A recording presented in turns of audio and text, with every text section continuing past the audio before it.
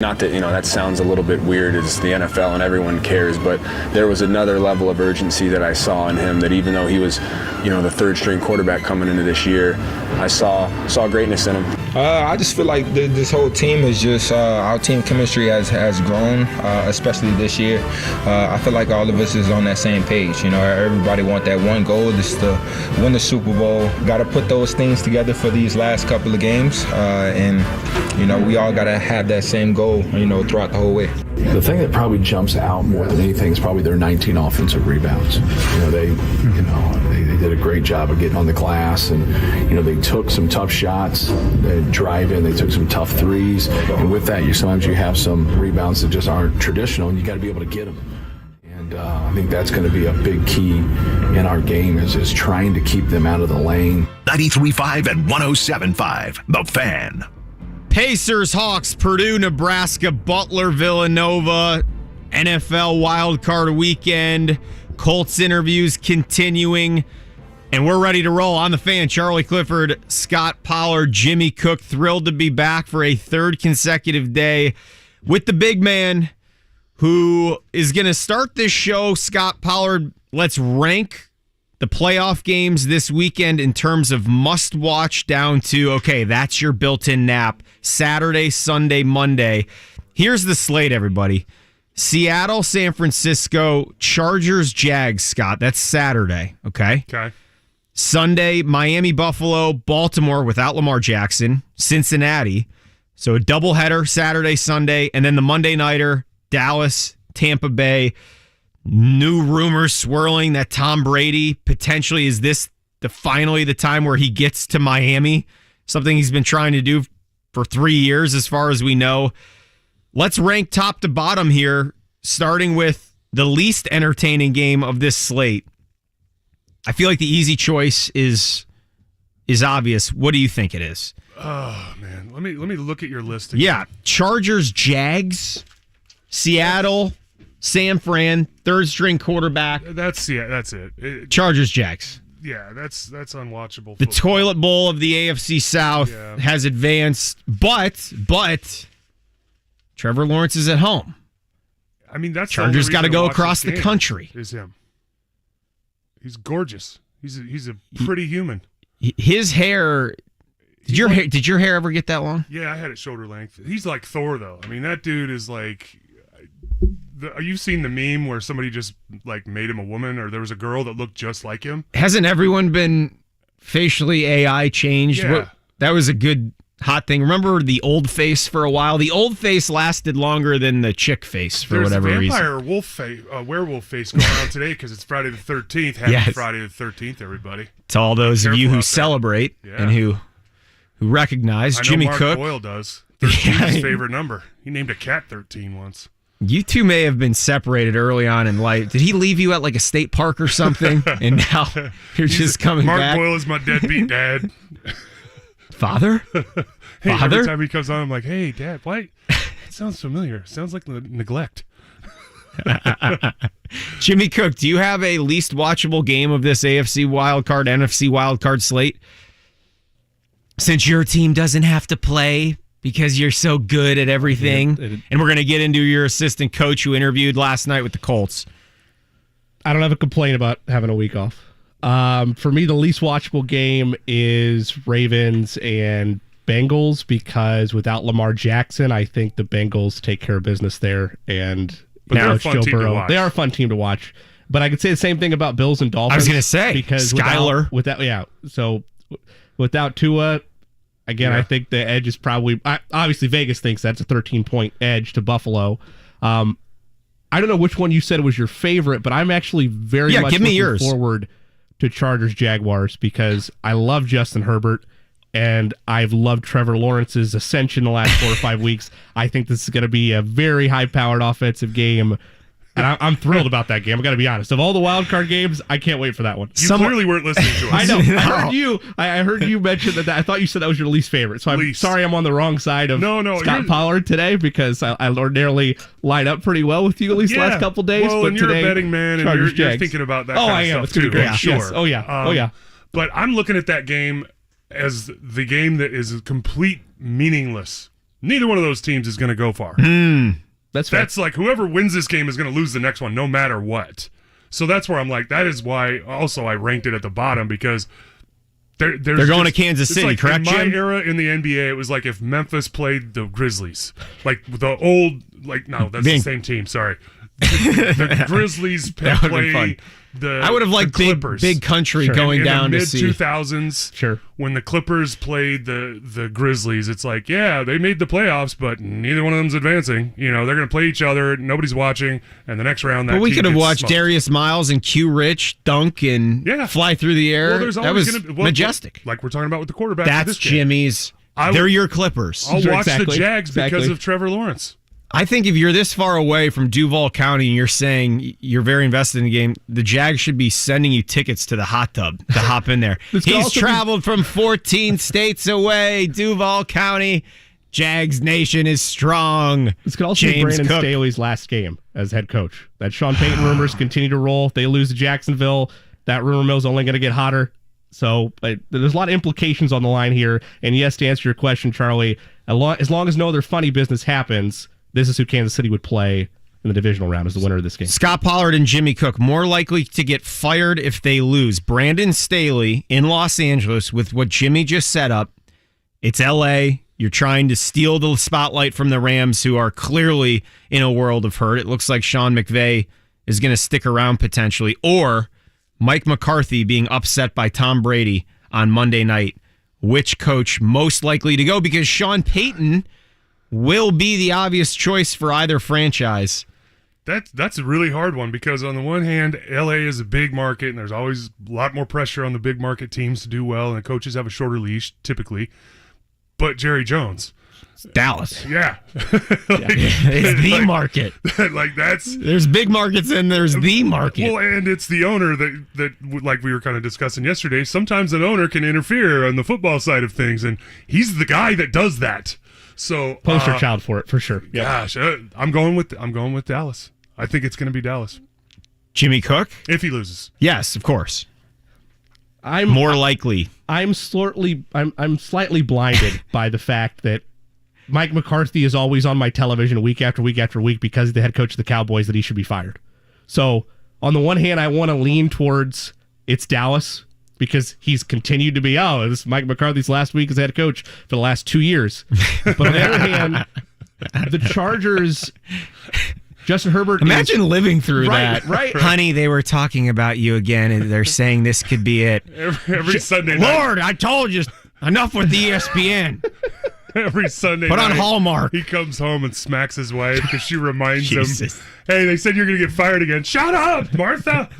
Gosh, what's wrong with you? You've got film to watch. I got a team to prep for next week. You're saying I'm going to get fired? The moves the last year and a half by the AFC West have been in this chase against Kansas City. I think LA realizes the pressure on them and the fact that this is Herbert's beginning of his prime. And they've can't been afford so to fiddle good the around last here 6 with weeks. how good they are. They're a good football team. I'm going to lean LA if they lose to Jacksonville. Okay. That's been slated there. We will get your third and final vote here. Must-watch game. We'll watch the whole thing. We'll make it appointment television. Is it the Dallas-Tampa game? Are you really gonna say you're not gonna watch that and potentially see? I mean, Tampa Bay is bad. If Tom Brady pulls this out of his hat, Told you this it's 2 just weeks another. ago. Jimmy's just shaking I his told head. you this 2 weeks ago, and I have had this gut feeling about it since they came back against Washington or whoever it was. Tom Brady, if things play out the right way, is going to have an opportunity to backdoor his way into the NFC Championship game. So this is must-watch TV for that reason because, like you mentioned, it's Tom Brady's last ride in Tampa Bay, potentially, and it's also maybe the last iteration of the Cowboys as they are right now. Correct. So this winner TV. would go to Philadelphia, correct? I see how lowest everything pays out, but I believe so. I believe this is locked in as the lowest division, highest wild right, card, right. sees the bye team. Right. An additional factor in my voting, if rumors of why is his name? Brady. No. Buffalo, the guy that was just hurt. Why is his name? Damar Hamlin. Damar. If rumors of Damar showing up in the stadium for the Buffalo game, Boom. Oh, yeah. there won't be another game on TV. No. No. It will be, the other games will be preempted with his police escort into the stadium. And Bill's Mafia is going to, they're going to have to set up a jail. They're going to lose their collective minds. Yes. They're going to lose their minds, as they should. Have you talked to Bailiff Pollard? He'll be handling your arrangements, young man. That will be the must-watch game. Thank you, Scott. Yeah, if that happens, there will be 24-hour coverage on a lot of channels. You're right. In Buffalo, it seems, look, we learned earlier this week, as we continue to celebrate the best story of this year, and hopefully, as we've all spoken off the air together and hear about, hopefully we've all taken a piece of this and decided to have a better year than we were going to have, and are finding ways to better ourselves because of what we all watched together. But you're right. I haven't seen much about, surely, if DeMar Hamlin if it's safe. Think about the adrenaline and is he ready for an environment? Again, one would hope that if Buffalo advances, his recovery would advance to the point where we could all enjoy that and see him, most importantly, enjoy that moment. Yeah, and return to some normalcy. Whew. Yeah, that would be incredible. Charlie Clifford, Scot Pollard, Jimmy King. This is the Fan. There is Pacers, Hawks. Nate McMillan tonight, 7 o'clock. Atlanta is a dysfunctional mess. We're going to take a magnifying glass to really the most underrated just drama reality show over the past month in the NBA. It's been very tough for Coach McMillan, who exited here, took the Hawks. You remember that team, Scott, made the Eastern Conference Finals when he hopped in for Lloyd Pierce, who's now here. Just a surprise run there. They got bounced in the first round last year by the Heat and made a big trade that's pretty much gone south to this point. Purdue and Nebraska. The paint crew is back. Jimmy Cook and Scot Pollard. Nebraska took Purdue, Scott, last month to overtime. Okay? This was a 3-point game. The students are back on campus, and Vegas has noticed that and made Purdue a 14.5-point favorite. These two teams went toe-to-toe.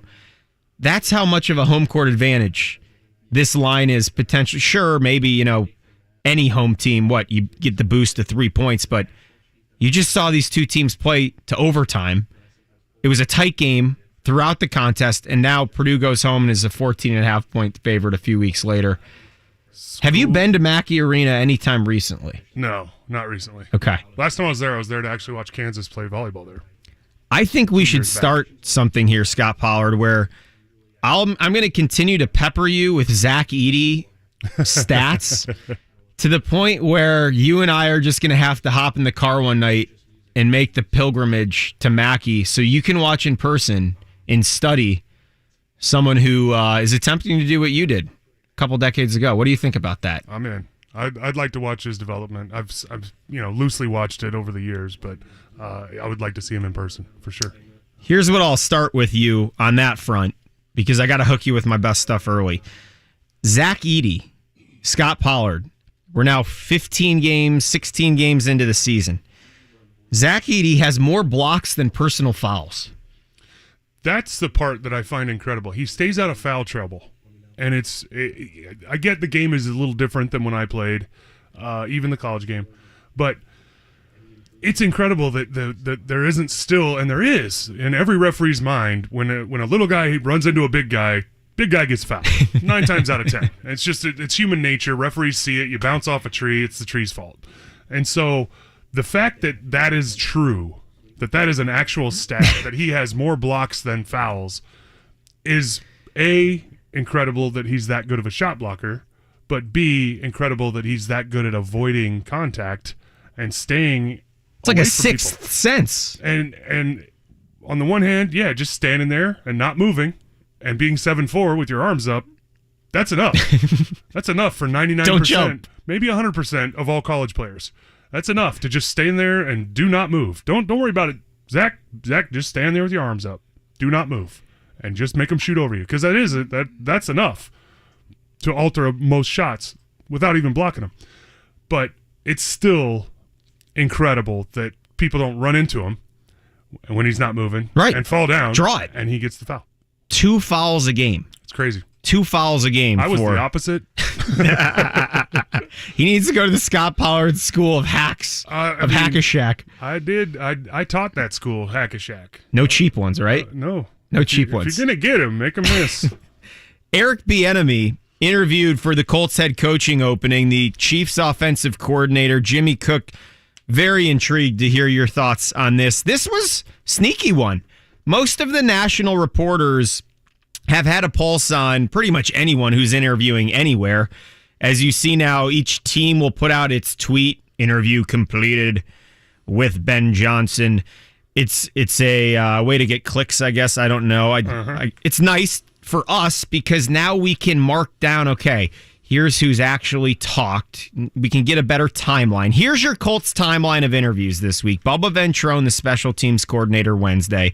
Ejiro Evero, Broncos defensive coordinator, was yesterday early. And then Jim Irsay let the cat out of the bag last night very quietly. Hey, we just talked with Eric Bieniemy. Do you know how many NFL teams Eric Bieniemy has interviewed with over the past 4 hiring cycles? I don't know, but I heard that this year, he's already interviewed with half of the NFL. You are on the right path. Not this year. That is over the past 4 years. Oh, okay. And as I'm going through my notes, because I don't want to botch this number, it is absolutely I read it on the internet, so I astonishing. thought it had to be true. Yeah. So he has now interviewed, past 4 hiring cycles, 16 different positions, twice with the Jets, but 15 different teams. It's half the league, twice with the Jets, Cincinnati, Miami, Tampa Bay, New York, Carolina, Cleveland, Jacksonville, Houston, the Los Angeles Chargers, Atlanta, Detroit, New Orleans, and Denver. That is remarkable. Well, it's remarkable because nobody hired him. Like, why is he so desirable then? If nobody's taking him, Because he's an Andy Reid product. That's why. well, but And that's why he's always going to have interest in, because Patrick Mahomes. And that's what Tony Dungy has gone on the record and said. Sometimes, in some ways, the success goes to those 2 men, and that's it. My question is, what do you think Colts fans feel about this opportunity? You're going to have to pick a young quarterback and make that player the best possible player you can make him. To me, going with a defensive hire isn't the play here. No. And I think Bieniemy, as much as people will trash how he's never been the guy, he's been right there with Patrick Mahomes. He was the running backs coach up until 17. Mahomes got 1 start against Denver. It was a meaningless game. They were already going to the playoffs, couldn't improve their seed. He watched Mahomes go out there, game-winning drive against a decent Denver team. The very next offseason, they ship Alex Smith to Washington. There was no secret amongst really the backup players who had caught Mahomes' balls all throughout practice that season. Mahomes has arrived. And now Bieniemy that year was promoted offensive coordinator. He's been right there to the best player on earth. How much is this crazy? You know, like Jim Irsay likes going out of the box. If Jim Harbaugh's not leaving Michigan, if Sean Payton's waiting on Los Angeles or Dallas, I think Eric Bieniemy's name would be very intriguing to an owner like Jim Irsay. I can't argue that, but I'm one of those guys that's like, what has he done on his own? You want to know. Is he a good coach because of Patrick Mahomes? Just like, Greg Popovich says, I was a great coach when I was coaching Tim Duncan. And yes, that's true. Are they doing great right now? He's the same coach.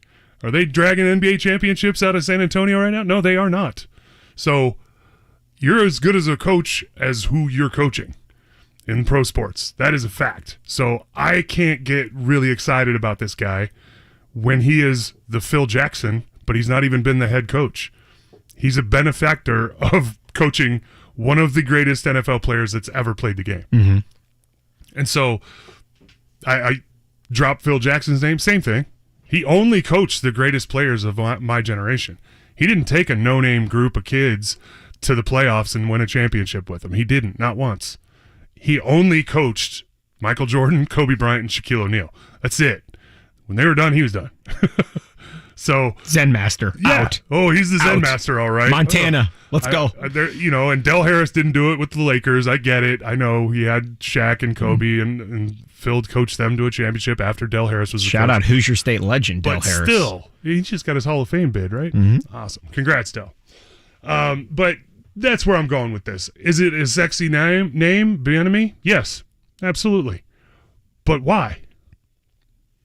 Jimmy Is Cook, he the product of Patrick Mahomes? That's where Jimmy Cook enters this chat. Jimmy Cook, Eric Bieniemy does not call the plays. I believe there have been stints where Reed has given him some play calling duties. Yep.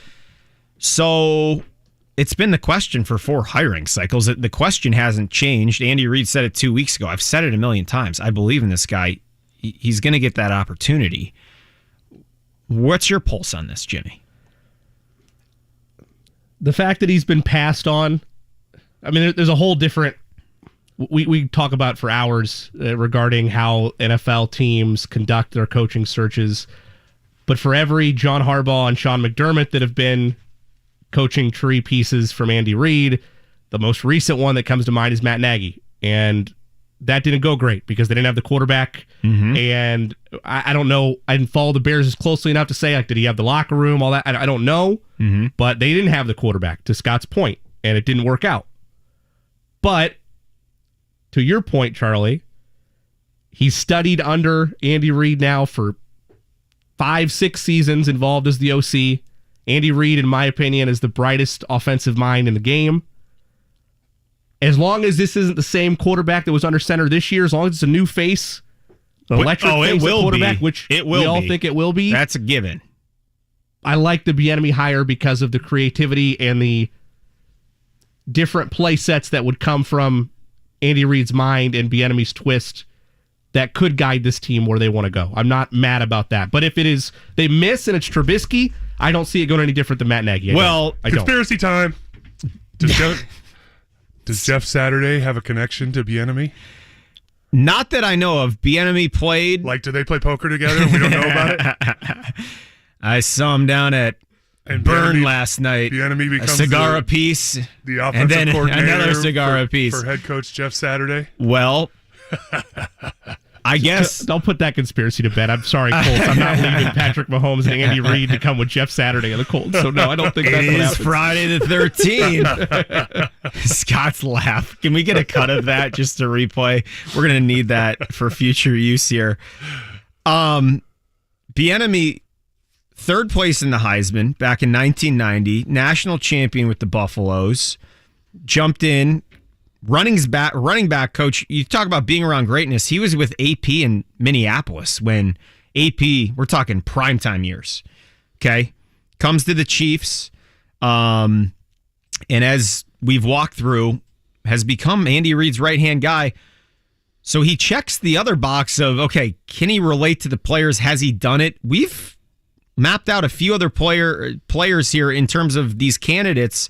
Ben Johnson being one with the Lions, who may be in there today. Got to confirm that with you. A few of these players have never really played at all.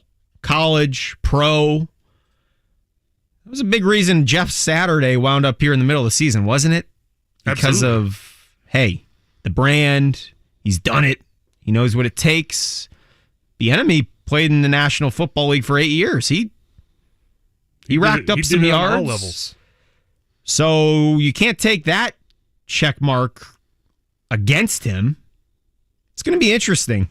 And a name that, again, it was odd that all of these other names have surfaced, and Bieniemy flew under the radar, and Jim Irsay was the one to release that info. Chris Ballard and Bieniemy were in Kansas City together for 3 or 4 years. Charlie Clifford, Scot Pollard, Jimmy Cook.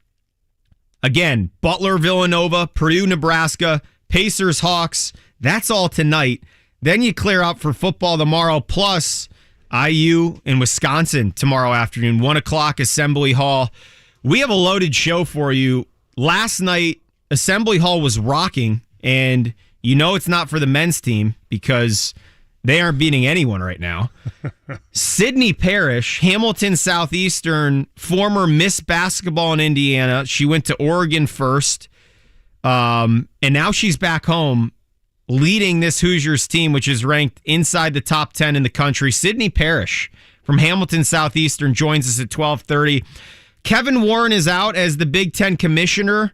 There are rumblings about who his replacement may be. He went over to be the president and CEO of the Chicago Bears. Mike DeCourcy of the Big Ten Network.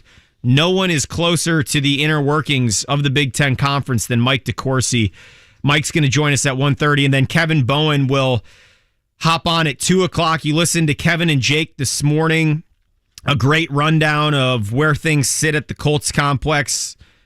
On weeks like this, things change by the hour. So Kevin's take at 2 o'clock on what's happening with the Colts. Scot Pollard, I texted all three of us last night saying I've found the next Scot Pollard in the great woods of the Northwest. I actually had this here earlier. Bigfoot? Jimmy, do I have time to bring this in now, or would you like to take a 30-second timeout before Sydney joins us? Let's pocket it for 12:45. Everyone, all I want you to know is this. There is a creature that looks and walks and dunks like Scot Pollard, but he can shoot threes too, and he's from the middle of nowhere in North Dakota, and he very well may be in the NBA next year. We'll get to that story after Sydney Parrish joins us from Bloomington, the Hoosiers star, plus the latest on Tyrese Haliburton. Was this a break that the Pacers got yesterday with Haliburton's injury news? That's next on The Fan. Hi, it's Steve Mann. Have you heard the commercials for the Mark Patrick Stop Smoking seminars? And they said only $49.99 and it could work for you. So I thought, that's not even a week's worth of smoking. So I went. And guess what? It did work for me. You know, my friends and family are still amazed. I quit smoking. I didn't have cravings, anxiety, or weight gain. Listen, I don't know how it works, but I know it works because I'm living proof, and it's 100% guaranteed. So what do you got to lose? I'll tell you what you got to lose. A very bad habit. Join Mark Patrick seminars and stop smoking without cravings, irritability, or weight gain. Only $49.99 guaranteed. Don't just cut down, but stop smoking once and for all, or your money back. Seminars are 8 p.m. on Thursday, January 19th at the Holiday Inn Express and Suites in Noblesville, or 2 p.m. on Saturday, January 21st at the Holiday Inn Indianapolis Airport. Registration is 30 minutes before the seminar. Sign up at markpatrickseminars.com. That's markpatrickseminars.com. Home shows provide homeowners the deepest discounts of the year on remodeling projects. And right now, Window Nation is bringing home show savings right into your home. Schedule a free, no obligation in-home demonstration today and lock in this incredible offer. Get 2 free windows with every 2 you buy with no limit. Plus, pay no interest for 60 months. Imagine the savings in cost and lower energy bills, but you don't just have to imagine how beautiful new Window Nation windows will look on your home. You can see it. Use their free virtual visualizer at windownation.com/home show. Upload a picture of your house and try out hundreds of options online. Get design tips from the experts and learn how Window Nation's trained installation specialists have helped over 150,000 homes with over 96% satisfaction. But remember, these once-a-year home show savings are for a very limited time. Call Window Nation today at 866-90-NATION or go to windownation.com/home show. Get 2 windows free with every 2 you buy. Pay no interest for 60 months. That's 5 full years. 866-90-NATION or go to windownation.com/home show. Yo, Pablo Torre here, host of the ESPN Daily Podcast. When you want to go beyond your feed, when you want to get inside the score, when you want to get behind the highlight, there's ESPN Daily. Go deeper into the stories of the moment. Get the exclusive access and insider perspective that only ESPN can give you. ESPN Daily, hosted by me, Pablo Torre. Listen and subscribe wherever you get your podcasts. Right now, you can get free carpet installation from the Home Depot. So while we're putting in your new carpet, you'll have more time to take care of the lawn. Get started on dinner. Or just lay down and relax on your new carpet after it's installed. Get your free carpet installation started with the Home Depot. How doers get more done. Minimum purchase of $4.99. Exclusions apply. U.S. only. See store for details. Hi, welcome to IKEA and our winter sale. Hi. We've got hundreds of offers on everything from storage solutions to... I'm sorry, did you say hundreds? Yeah. Check out our offers on shelving and desks. Ooh, what about mattresses? Yep, those too. Dressers? Sofas? Yes and yes. I think I need a bigger cart. Our winter sale is almost over. Visit us in-store or at ikea-usa.com/offers to save through January 22nd. Offer dates may vary. U.S. only while supplies last. Selection may vary by store and online. See store and ikea-usa.com/offers for complete terms. Restrictions apply. Shop the winter savings sale at your local Grand Appliance to save hundreds on top appliance brands. Visit grandappliance.com for complete details. Grand Appliance, the appliance expert since 1930. It has no beginning. Let's start something special right here, man. Let's go. And no end. Look, you got to get your team ready to play. It is a constant. Get the rhythm going. Through every season. Come back again. It is always Colts season. Firing, hiring, free agency, the combine, the schedule, the draft, OTAs, minicamp, training camp, kickoff, the off-season questions is a season to be answered for this Colts team. The best Colts coverage is on 93.5 and 107.5 The Fan.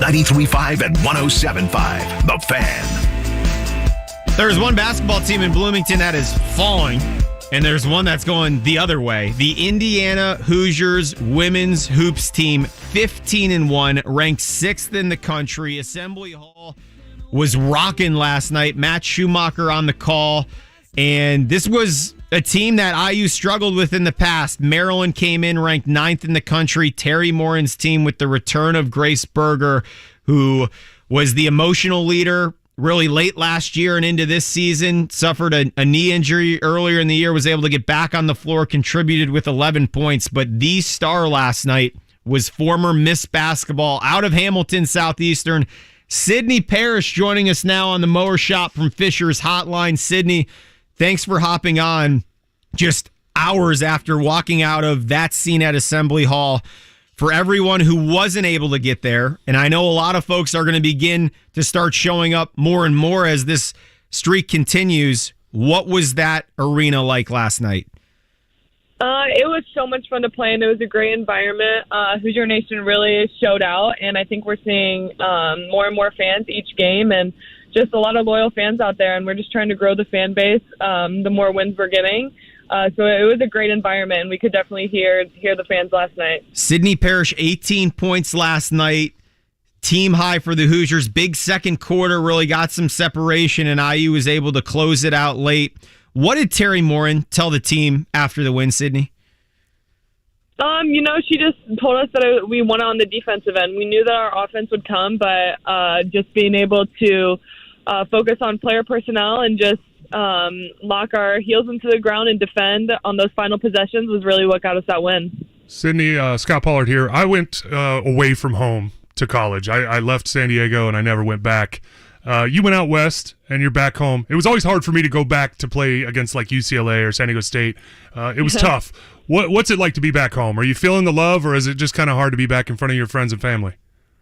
No, I'm feeling the love. It's been great. I'm very, very happy to be back home. I have a lot of friends and family that are at every single game that have never been able to watch me for the last 2 years. So it's just been amazing. It's a great environment to be in, and even the people that I don't know and just Hoosier Nation really just welcomed me in a great way, and it feels like I've been here my whole college career. Sydney, how many people from HSE were in the house last night? Do you get your own cheering section for every home game? How's it broken down here of late? It's different some games. A lot of my friends from Hamilton Southeastern do come to games. I actually know one of my former teammates that is a coach at Avon High School now. I played with her when I was a freshman. Excellent.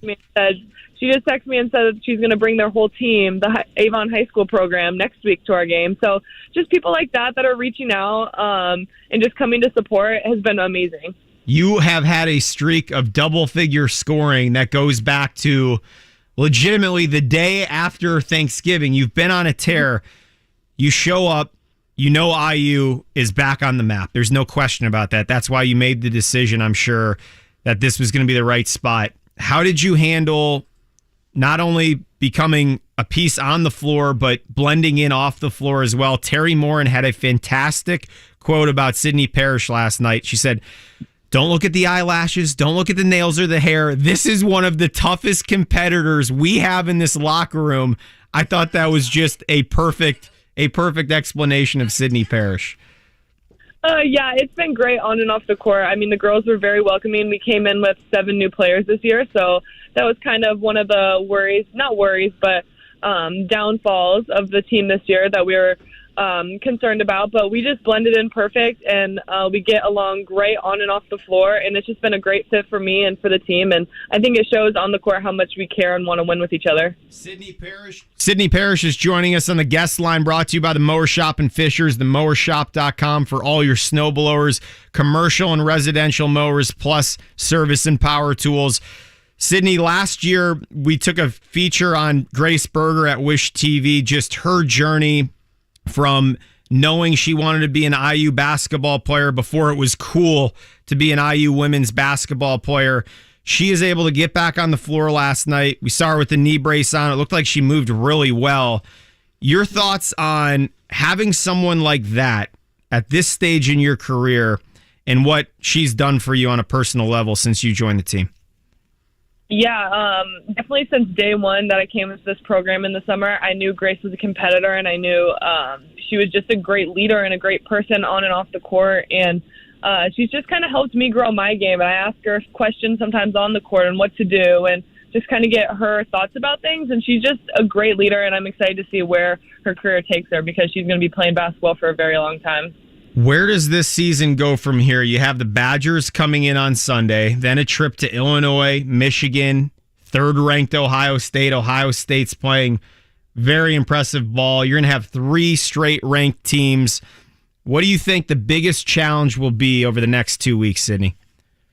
Definitely. I mean, it's Big Ten play. I think kind of just like what you said, every game we're going into could be a Final Four playing game. So you just have to bring it every single night and never take a game off. Like, we can't get too high on this one because we have a great Wisconsin team coming in the next few days who just knocked off Michigan State, who we lost to 2 weeks ago. So we just got to be ready for every single game and just lock in.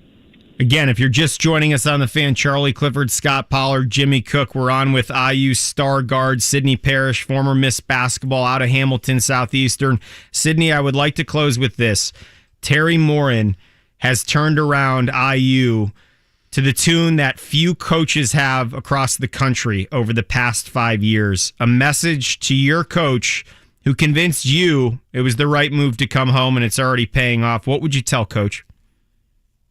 I would tell Coach that she has done something with the program that not a lot of coaches have done before, and it's a great environment, and she's just done an amazing job recruiting and coaching up these teams that have come in the past, and she's built history, and it's just been an amazing coach and program to play for, and I hope that a lot of players around the state and around the country want to come to Indiana basketball and play for Coach Morin because it's the best program you could possibly play for. Sydney, I can guarantee you, Coach Morin, when she listens to this, she's like, well, Sydney, you don't have to say that. I'm going to thank you. You're a big reason why. That's going to be much easier going forward. We're wishing you nothing but the best going forward. We are watching here in Indianapolis, and we'll continue to pull for what is one of the best stories in college basketball so far this season. Keep up the great work, and good luck against Wisconsin, all right? Thank you. I appreciate it. That is Sydney Parrish, Hamilton Southeastern. We watched her at the high school level. There was very little question about who the best girls player was when she graduated as a senior. And Scott, to your point, it's nice that you go far away from home, it doesn't work out, and to turn around and have an environment like that just an hour and 10 from your front door where you grew up. Pretty lucky. That doesn't happen often. No, I got recruited by the teams in my hometown, UCLA being the bigger one, but there was a couple hours north of where I lived, so it wasn't really home. But I certainly wanted to go there and stay there. It would have been nice, but I just didn't like the coach at the time, and it didn't fit for me. But for her to be able to, especially to go somewhere else and experience a different program and city and state, and then be able to come back, right? That is very fortunate, and she's lucky, and lucky in the sense that she's great at her game, And that's why she was able to come back, and now they got a great team. It's great to hear from Sydney Parrish. Charlie Clifford, Scot Pollard, Jimmy Cook with you this afternoon on The Fan. We've spoken about Eric Bieniemy interviewing for the Colts opening, defensive coordinator of the Chiefs. We'll continue to probably disagree on how likely that is, but we'll revisit that conversation later this afternoon. What we learned yesterday with the Pacers and Hawks tonight pregame, 93.5, 107.5, The Fan, 6:30 right here. Tyrese Haliburton, it's a left elbow sprain, a mild left knee bone contusion, was MRI'd here yesterday in Indianapolis after the team flew back from New York. Awaiting additional opinions on those scans. Not going to hear anything on this story for 2 weeks. Scot Pollard, when you saw that injury update, what came to your mind? I'm old, and I'm old school. I wouldn't have sat out 1 minute. I wouldn't have left the game with a bone bruise or a tweaked elbow. But, the players are smarter now. Technology's different. Technology's better. They're thinking long-term. You don't want to have somebody playing through something that hurts to the point that it becomes injured. And so if he's injured at this point and they say, hey, it's better to take some time off, then they're playing it safe and they're playing it smart with a big money guy with a big future. So it makes sense in today's game, but in my day, he wouldn't have missed a game. Pacers Hawks tonight at 7. Nate McMillan, Scot Pollard. I got paid by both of those organizations. You did. Checks. Did you save any of your old checks ever? Was there anything that you were like, this is so we still had direct deposit cool in the Stone Ages. Wow. I didn't get checks mailed to my house with all those zeros on them. Was this 74? Wait, what? With all those zeros on them, I didn't want them getting mailed to me. They went straight to the bank. Can't trust the postman with that. No. Sorry. What was it like when movies were a nickel, Scott? Can you take us back, please? Horse and buggy to... Well, let me tell you, after the Hootenanny, we used to go and like to watch the moving picture films. This is a perfect segue. Do you know George Mikan, 70 years ago today, was the MVP of the NBA's third All-Star game? That game was played in this state. Do you know what city that game was played in? Again, this would have been 1953. Evansville. Third NBA All-Star game. Fort Wayne. Correct. 70 years ago this afternoon, we would have been sitting to what Scot Pollard maybe just walked out of a nice feature film. Talking about moving picture films. Talking about taking the however you would get to Fort Wayne from here. The buggy. To watch the buggy. 53, not 33. Well, they still had horses on the roads then. Very confused about the evolution of transportation, so I'm kind of talk this through with me. But 70 years ago today, we would have been probably buying a 12-pack and going to watch George Mikan be the Minneapolis Lakers get the third ever All-Star Game MVP award. The first in big Fort man. Wayne. He was like the first big man. I used to do his drill. Do people still do Mikan drills? I teach my kids when I'm coaching them to do it. Essential, right? Yeah. Develop that left hand. Everybody needs to do that. Everybody needs to be able to use both hands around the basket. Yes. Amen. Charlie Clifford, Scot Pollard, Jimmy Cook. We'll see what the story is with Miles Turner's back spasms, Aaron Nesmith's illness. O'Shea Brissett also missed that Knicks loss. So some key pieces that are also in question tonight. It looks like Trae Young's going to play. He was sick Wednesday in Milwaukee. They lost to the Bucks. And Scott, Trae Young and Nate McMillan, it looks like it's a little better than it was in early December. There was an incident, a disagreement at a shoot-around in which Trae Young wasn't going to play that night either way, but that disagreement led to Trae Young straight up not showing up to the game. Nate McMillan was not happy that story got out, that it was something from earlier in the day. And yeah, the locker room stuff needs to stay in the locker room, and him making a public event out of it by not showing up, that's not professional. Point blank, no exceptions. Nope. So this story continued further with Shams at The Athletic saying, look, sources inside the organization, again, this was a few weeks ago now, saying Nate McMillan considering retiring. That's how tough it's been behind the scenes for a well-traveled coach who has been hard-nosed defensive mind since day one of his playing days in Seattle. And Nate McMillan came out and said, I've never talked to that reporter. that is not on the table. My goal and my job, according to my boss, aka the owner of this team, has been get this team to the playoffs, and that's what we're doing. And I'm leaving it at that. Enough of this. And look, this team has lost 3 front office members in the last 3 weeks. 3 people got fired. Another one, the president of basketball ops, stepped down. So Landry Fields, former Knick, GM, now running the show. Basically, he's had 2 weeks he's in charge of everything. Word is they're bringing in Kyle Korver as assistant GM. Really? Yeah. Hawks legend. Yeah. Dysfunction here. They sent 3 first-round picks to San Antonio for DeJounte Murray, form this little big 3, Trae Young, DeJounte Murray, John Collins. They're 2 games under 500. Despite all that. Bet on the short term, and now the front office is essentially gone. Nate McMillan, it looks like he's going to have yeoman's work to get this team into the playoffs, and Trae Young doesn't like him. Yeah, which is probably why he's saying he's considering retiring. That's a young coach job right there. You rebuilding, and the front office is in shambles. Everything with your relationship with your best player is bad. Yeah, that's hard to say. I'm excited to go into work today and coach these guys and try to get to the playoffs. Seems fun. I got to work with the guy with the most least hair. Did you ever have a situation, Scott, where I just feel bad for our coach?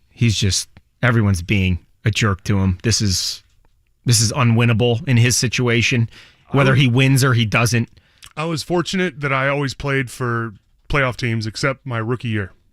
Detroit. Yep. High school, college, and the NBA. My rookie year was the only year I didn't play in the postseason. So that's wild. I was very fortunate to not be in a situation where everybody hated the coach, except my rookie year, which was Doug Collins, the coach of the Pistons at the time. Great commentator. And I like him as a person. Yeah. Hated playing for him. Didn't like playing for him. He challenged my manhood, which I was like, I'm already a man. I'm not a one-and-done rookie. I'm a 23, 4-year-old rookie. I don't need you to say this and that to get me motivated. I'm already motivated. I'm the fastest guy you have on this team besides Lindsey Hunter and Grant Hill. Really? When you go up and down, you'd be third? We were running like long distance around the court and sprints. Was it an Olympic summer? Were you guys training for the backup relay team? I was in college shape. I wasn't in NBA shape. January hit and I hit a wall. But anyway, he got fired halfway through the year. Doug Collins gets fired halfway through the year. Alvin Gentry, the official interim coach of the NBA. I didn't realize it dated back that far. Came in, yes. That's incredible. Yeah, he was a Jayhawk. He was a coach in Kansas back in the day with Larry Brown. And so Alvin and us, I had a great relationship with him, but things turned around. And that was a job of a young Alvin Gentry to take a team that was pretty dysfunctional. Coach just got fired, but the front office wasn't also in shambles. Mm-hmm. Like, that's a tough job as a head coach. You come in, it's like, who's the GM? Who's the assistant GM? Who's basketball ops? Why don't we have a ball boy? Is there somebody going to be making some decisions before the trade deadline? And oh, by the way, my best player that the franchise has put all their faith in hates me. That's a tough gig right now for Nate McMillan. I'm with you. And John Collins has been the name in trade discussions. The Pacers earlier were a team that probably from the outside, people were saying, hey, they are going from sellers to buyers. They have a slot at the 4 that's technically unspoken for to some degree right now. Maybe that would make sense. Will Tyrese Haliburton, again, if you're just joining us on the Fan, the news as of yesterday, 2 weeks for Haliburton to be reevaluated. It's a tough stretch. A lot of teams at or above 500 over the next 6 for the Pacers. Will that change how they address the looming Miles Turner question and other stories ahead of the trade deadline? Scot Pollard, Charlie Clifford, Jimmy Cook, when we return, Purdue and Nebraska, will this be just as enticing as it was in Lincoln a few weeks ago? And can you believe the Butler Bulldogs are a home favorite against Villanova? We will tell you why it has been very rough in the early going for the Wildcats without Jay Wright. Those stories next on The Fan. Well, it's a great honor. It's obviously not the reason I volunteer, but it's nice. Meet Chuck Bouillou, retired registered nurse, volunteer at Meals on Wheels, and another Jiffy Lube Do More winner. And I'm Jiffy Lube owner Jennifer Sanner. At Jiffy Lube, we are rewarding Hoosier volunteers who use their vehicle to do more to make Indiana a better place to live. Satisfying that I know that at least that day they will get a meal, maybe even 2 meals. Each month, Jiffy Lube of Indiana provides a volunteer free vehicle maintenance for a year. Whether it's someone who delivers smiles and supplies or drives somewhere to serve on site, Jiffy Lube supports local givers who count on their car to do more for Indy, and we love to hear their stories. You get an oil change every couple months. It's nice. If you know a volunteer who impacts your community, nominate them today to receive a year's worth of free vehicle maintenance. Just click the Do More tab at jiffylubeindiana.com. Everyone knows that in Indiana, game time. Here's a deep three. Haliburton means family time. He's got family in Kokomo. That might have been from Howard County. The Atlanta Hawks come to town this Friday for Lucas Oil Family Night. Family Night tickets start at just $20 and includes a Pacers hat, hot dog, chips, and small Pepsi product. Get your Family Night tickets at Pacers.com/family. That's Pacers.com/family. Pacers, Hawks, Friday at 7.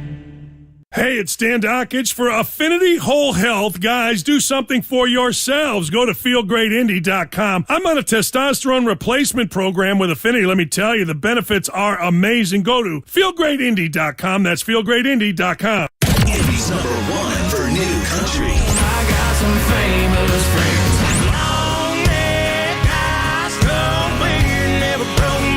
Nobody plays more new country. 97.1 Hank FM.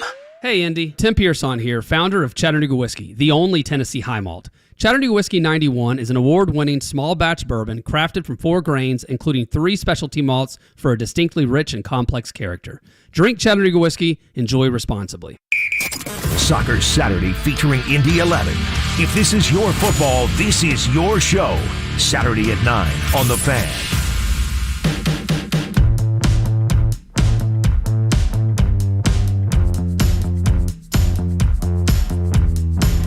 93.5 and 107.5, The Fan. It's always a splendid afternoon with the keys on the air, courtesy of Jimmy Cook. Scot Pollard's here, Charlie Clifford at Wish TV. These are your updates for Wild Card Weekend. Skylar Thompson, it's official.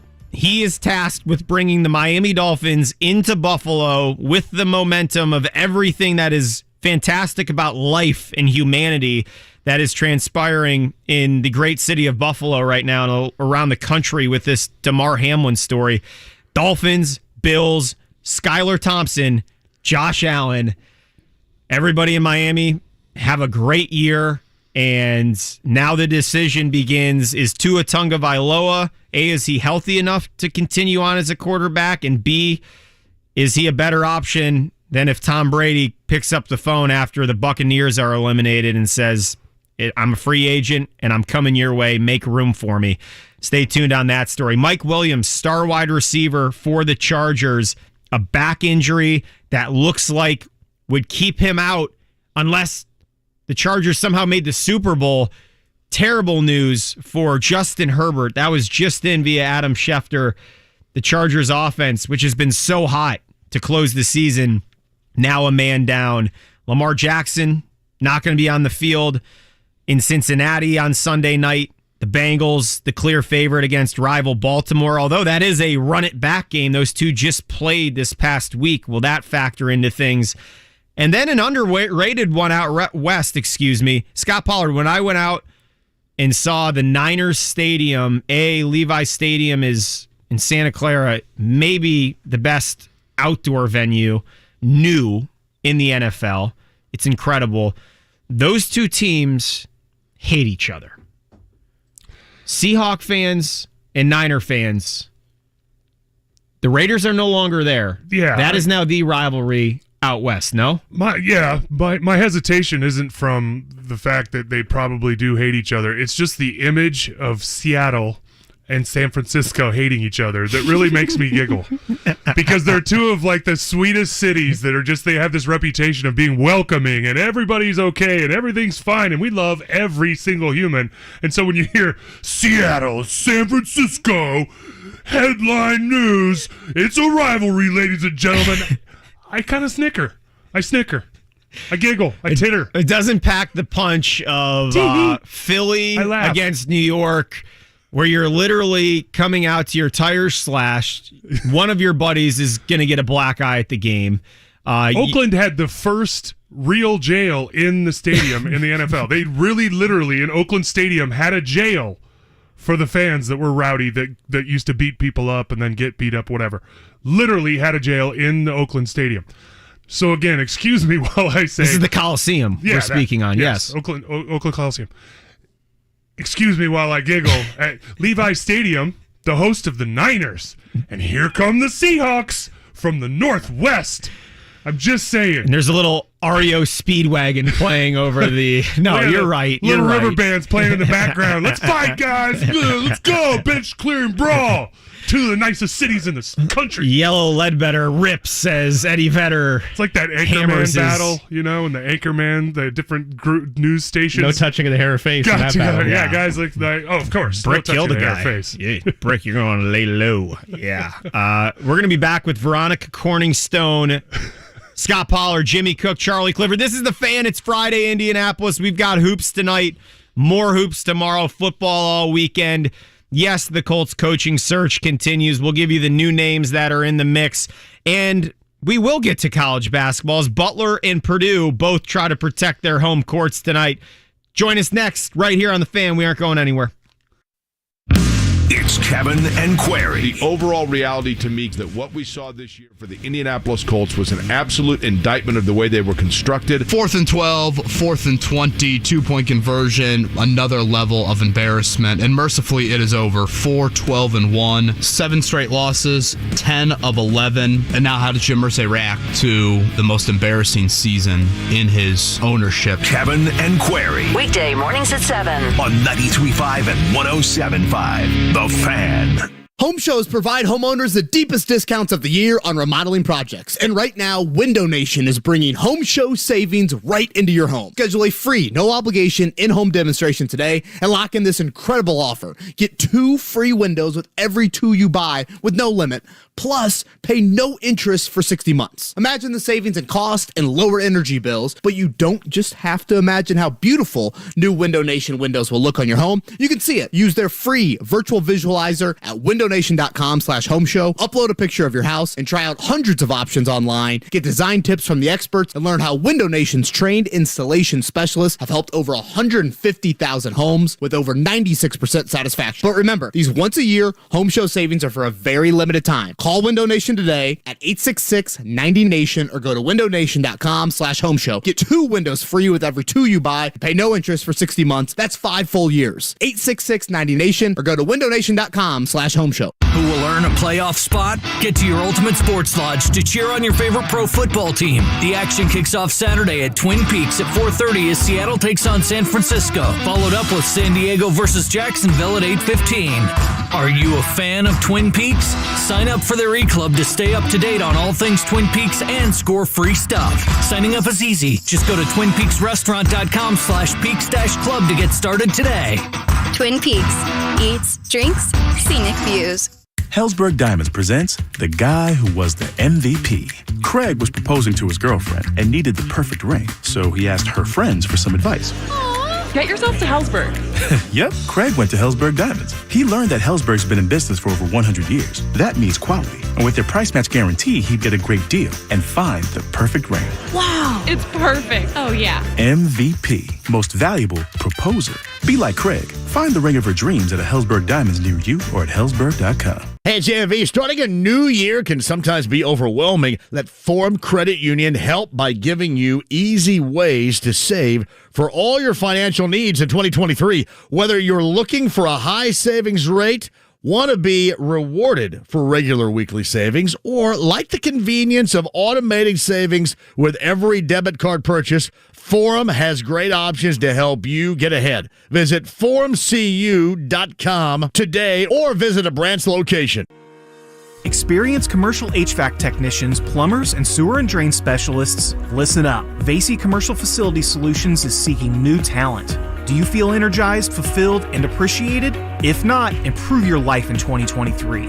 Realize true work-life balance with full benefits. To learn more, call Vasey Commercial Facility Solutions at 317-873-2512 or visit their website, vasey.com. That's VASEY.com. usafitness.com. It's JMV. Head to Pick Up USA Fitness for your New Year's resolutions in 23. Men's, ladies, boys, girls, basketball, state-of-the-art workout equipment near 146 and 37. Noblesville at pickupusafitness.com. Be ready for snow at the Mower Shop in Fishers with a gas or electric Toro snowblower and prepare for mowing season with discounts on select Spartan mowers. 317-849-9500 and themowershop.com. 93.5 and 107.5. The Fan. WIBC HD2 W298BB. WIBC HD3 W228CX Indianapolis.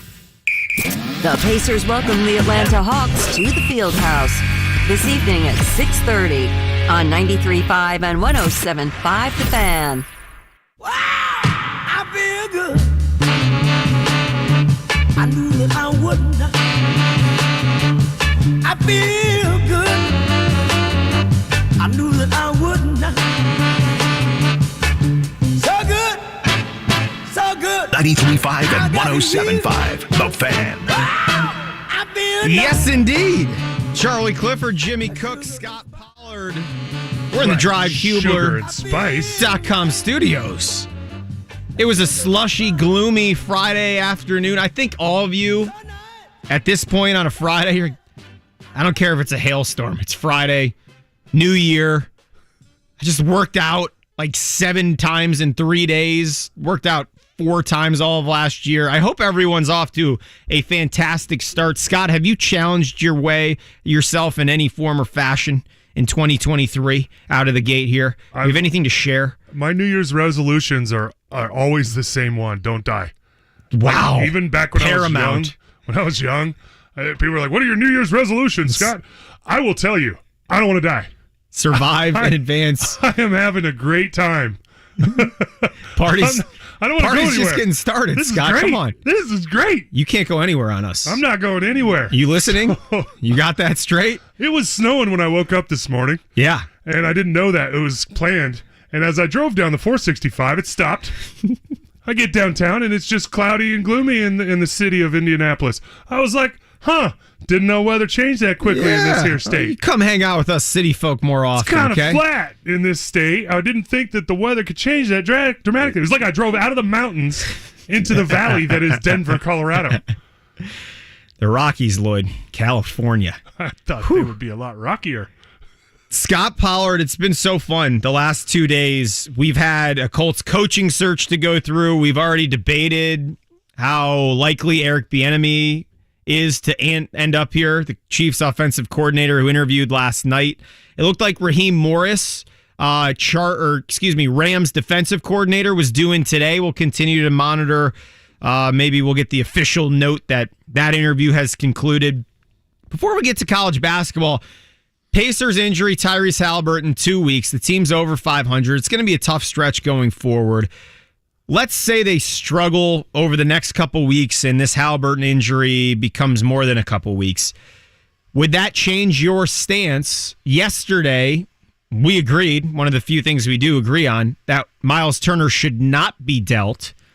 Would you be willing, Jimmy Cook or Scot Pollard, to revisit that if something really goes south here in the next 3 weeks?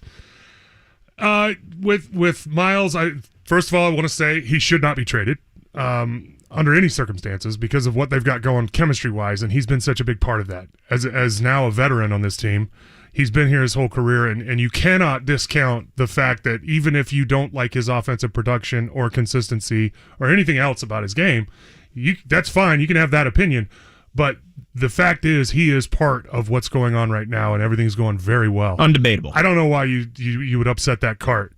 You trade him away to get somebody else that you think is going to help this team with talent, and all of a sudden it's like they're not a locker room guy. And then everything you built this quickly this year is gone. Major vacancy there. It's gone. And he's so out. Does it change my mind if they go on just a losing streak because Haliburton's out? No, it doesn't, because he's still there and he's still going to be in the locker room helping guys through it because he's been part of losing teams before. Mm-hmm. He's been a part of really messed up situations. Oh, he knows. And so he knows better than anybody else in this franchise, on the floor anyway, in the jerseys, that, hey, it's going to be okay. We'll get this right. And so that, to me, if everything goes south, that's even more reason to keep him. That's like That's piling on top of the reasons to keep him on this roster is if things go badly with Haliburton out of the lineup for a while. That's an interesting lens because the knee-jerk reaction would be, okay, you had your fun.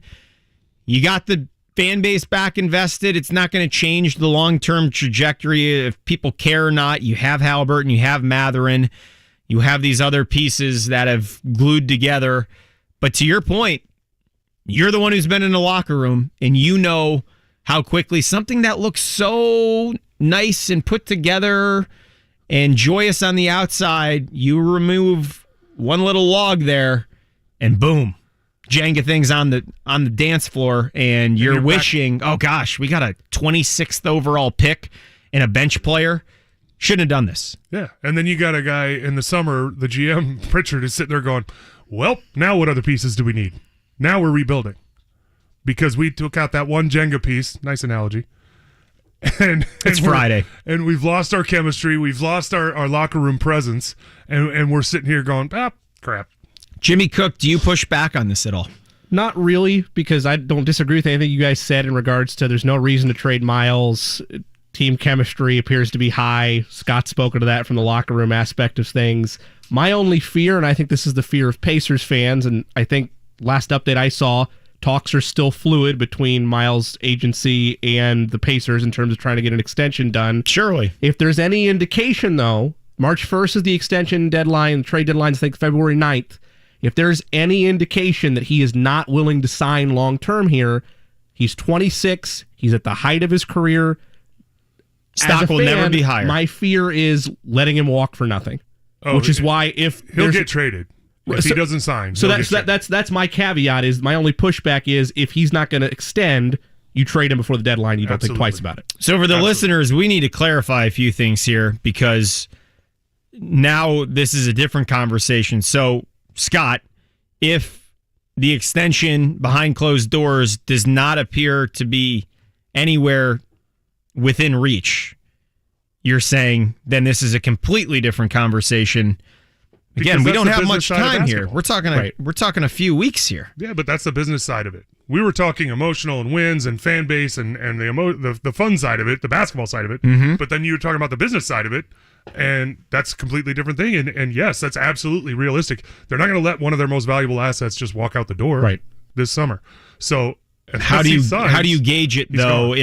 Because Miles Turner is not Paul George, he's been the opposite of someone who's I think remained a friend and.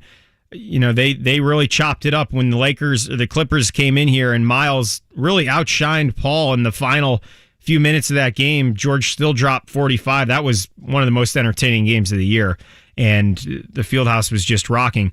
Miles Turner has done the opposite of Victor Oladipo and Paul George to the sense of he has stayed through the tough times. He has taken the high road many a time when it would have been much easier to make it known, get me out of here. I'm a big man who can shoot right around 40% from three and protect the rim. Of course, I'm favorable in other markets.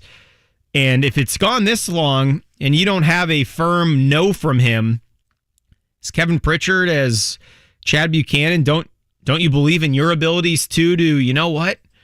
Let's go get in the playoffs, maybe steal a series. We're going to have enough bargaining power to convince Miles Turner to stay here. We're going to believe in our abilities as negotiators. If he stayed here this long, let's see this through and let's put the pressure on us. And if we don't get him, then everyone can dump it, put it on my shoulders. I think that has to be a conversation too. And certainly Rick Carlisle, he said it in New York after the loss. The back spasms. Is there a trade going on, Rick? What's going on? Twitter was a buzz. He came out and just said, look, sorry, Twitter. We're not trading Miles Turner. And I will say it again, I have zero interest in trading Miles Turner. I wonder how loud Carlisle's voice rings, Scott. If they continue to win, will he be able to convince Kevin Pritchard to stay put? Because that's going to happen in the next 3 weeks. That conversation is ongoing. That does all factor in, all of it, except for the letting it go to the free market this summer, letting Miles go to the free market this summer, and just I believe in my negotiating skills to be able to talk him into staying here. You can never discount the market value of a free agent. You can never think that you're going to be able to outbid them, especially in a small market like the Indiana Pacers. They've never outbid anybody for anybody. So they're DeAndre Ayton almost. They're not going to bit of a different strategy there. But they're not going to let him go to the free market and then have to match anybody else's offer or beat it to keep him here. It's the smart move financially to lock him up now. And if he wants to stay, that's what he's going to do. Surely. And I hope he wants to stay. And you mentioned it, and that's a great point. Small market teams are at the biggest disadvantage, not because of their inability to pay. They can pay the same amount as everybody else. Cap's the same. But the problem is getting a superstar that wants to stay in the small market. That's the problem. You have to get a Tim Duncan. You have to get a Antetokounmpo. And I butchered his name, and I always will. It's pretty good. But the Greek freak that wants to stay in a small market, that's willing to stay, like a Reggie Miller did here for his entire career, all 4 decades of it. It's hard to get a superstar. We all know this as Pacers fans. You've seen it. You've seen them all bolt as soon as they get it. Oh, yeah, Victor Oladipo's from here. He's going to stay. No, he's not. He's gone. So that's the part that if you've got a guy like Miles Turner, he's not a superstar, but he's been here, and he wants to stay here. If he wants to stay here, there is something to that. If he wants to stay here, Miles Turner, I love you. I need that answer in the next 3 weeks. And to his point, he's worked his tail off. He's having a career year. He has earned the right to say, you know what, I love it here too, but I owe it to myself to test the open market. You aren't going to, I mean, unless you blow him away with a contract that he knows and his agent knows, this will be, if not the best you get, this will be right there. If you want it, take it now. You wonder what's been offered. This is absolutely going to be the highest contract he ever gets. Right. He's not going to go like exponentially better from this point forward in his career. So, yes, as a player, I'm going to this summer. If you stay, I'm going to the free market. You have one of the top 3 young point guards in the NBA for the long haul. That's a reminder to Miles Turner, who's been putting it all together on both ends of the floor, and you know he has won over Rick Carlisle without any question. Charlie Clifford, Scot Pollard, Jimmy Cook. We've run through Wild Card Weekend. Seattle Niners, Chargers, Jags. Rivalry. That's Saturday. Jimmy's fired up about the Jags. Miami, Buffalo, Damar Hamlin, we love you. We're hoping at some point, if Buffalo continues its run, you walking out onto that field, we can't wait. Baltimore, Cincinnati, Dallas, Tampa Bay. That's the Monday night. Remember, there's a Monday nighter with the Cowboys and Bucks. College hoops right now. A quick college note to sneak in before we go to basketball. Taven Jackson, brother of Trace Jackson Davis, younger brother, Center Grove state champion, announcing he is hitting the transfer portal. 1 year at Tennessee was enough, and it's time to find a new home for who was one of the most electrifying quarterbacks here on the Friday nights on the Zone over at the Wish just 2 years ago. Do we have time to talk about the transfer portal? Can I go off on a tangent or not right now? Not right now. All right. We're going to get there. I promise you we're going to get there. Purdue takes precedence, Scott. Since the start of last year. The Boilermakers. Since the start of last season, can you name the only team in America, Purdue and Nebraska, tonight at Mackey, Purdue a 14.5-point favorite, the only team since the start of last year that's been ranked inside the top 5 for a longer period of time than Matt Painter's Boilermakers? There's one team. I would guess Kansas. Houston. Good one, no. Bonus guess for each of you. It's a West Coast team that has made many a deep run. The Zags are the only team in America since the start of last season to be ranked inside the top 5 more than Purdue. That's how consistent the Boilers have been. You know why they get such high rankings? I will tell you why they get such high rankings, because there's nobody else in the time zone that's even a decent basketball team. So they have to give somebody, they have to throw a bone to the West Coast, like, hey, somebody from out there has to get ranked. Bap, it's Zaga. Let's give it to them, because UCLA is a train wreck all the time. So is USC. Wait a second. Mick Cronin's totally steadied the ship at UCLA. Let's see them play a good team. They were in the national semifinal 2 years ago here. 2 years ago. Johnny Juzak, Jimmy Cook, the dude who wears the Juzang. Right. He still wears the headband. He's still there. I saw his graphic on a Fox Sports 1 promo. I was stunned. I thought that guy was done 2 years ago. We saw them out west in Portland. IU got rolled by St. Mary's. They were the late game. I think they snuck by. I forget who it was out of the MAC. Maybe it was Akron. Mick Cronin is so fun to watch on the sideline. He is a pit bull, Scott. Tiger Campbell and Jaime Jaquez are both there. So, yeah, key contributors from that Final Four running team are still there. Yeah. Impressive. Good for them. Back to Purdue. 44-9 since the start of last year. That's 8 wins more than any Big Ten program. It's been that sizable of a gap. Scott, are you under belief that this is the team to beat in the Big Ten? They have one loss. It was to Rutgers at home. Doesn't look like loss number 2 will be coming here. To me, the Big Ten's been a bit underwhelming this year, and they have the best player. Yeah. I can't see anybody knocking them off unless something within their program happens drastically changing their fortunes. Yes. So yeah, Purdue's the winner for the Big Ten. Pack it up. They're a shoe-in. What, Juwan Howard gonna get right that ship? I mean, that's been a train wreck. Here's the top 5 now in the Michigan Big State's Ten. having an off year. Michigan State's 4-1. They've won 7 in a row. Scarlet Knights of Rutgers are 4-2. They're the surprise. They're scrapping. They're beating teams. 10-2 at the rack. Northwestern 3-2, Wisconsin 3-2, Michigan 3-2. Wisconsin's going to fade. Watch. There is 2 ranked teams this week in the Big Ten in the top 25. If Wisconsin stays ranked after the next 2 weeks, I'll eat my hat. Because you watched them the other night. That's an old phrase from when I played with George Mikan. Yeah. I'll eat my hat. After the hootenanny, I took a buggy over to the moving picture show. The 53 All-Star game was, you had to be there, let me tell you. My car had wheels and an engine. See, I got there in record time. See? So Scott missed his time period, Jimmy. A couple generations late. We're thrilled to have you, though, Scott. 2 teams ranked in the top 25. Is this repercussions, Jimmy and Scott, of years now of Big Ten teams falling on their faces in the NCAA tournament? Is human nature setting in where voters are like, I'm sorry, I don't even care if they look good. I cannot believe that they're good anymore.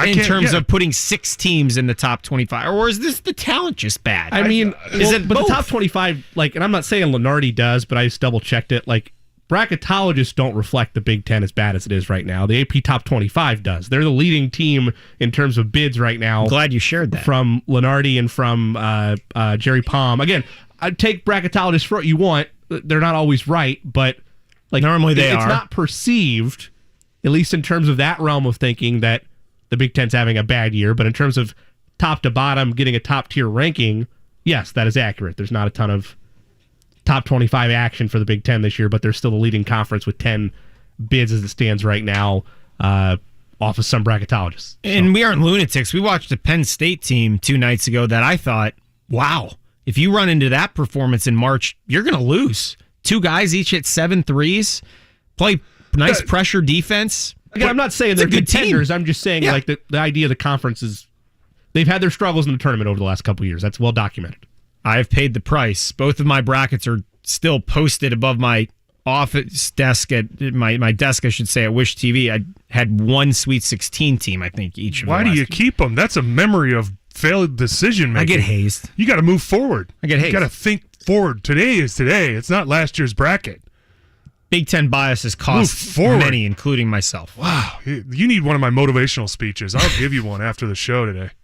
Along with the transfer portal. I'll tell you what it's like living in a van down by the river. We have Matt Foley in studio. Every day is to be absorbed and learned from.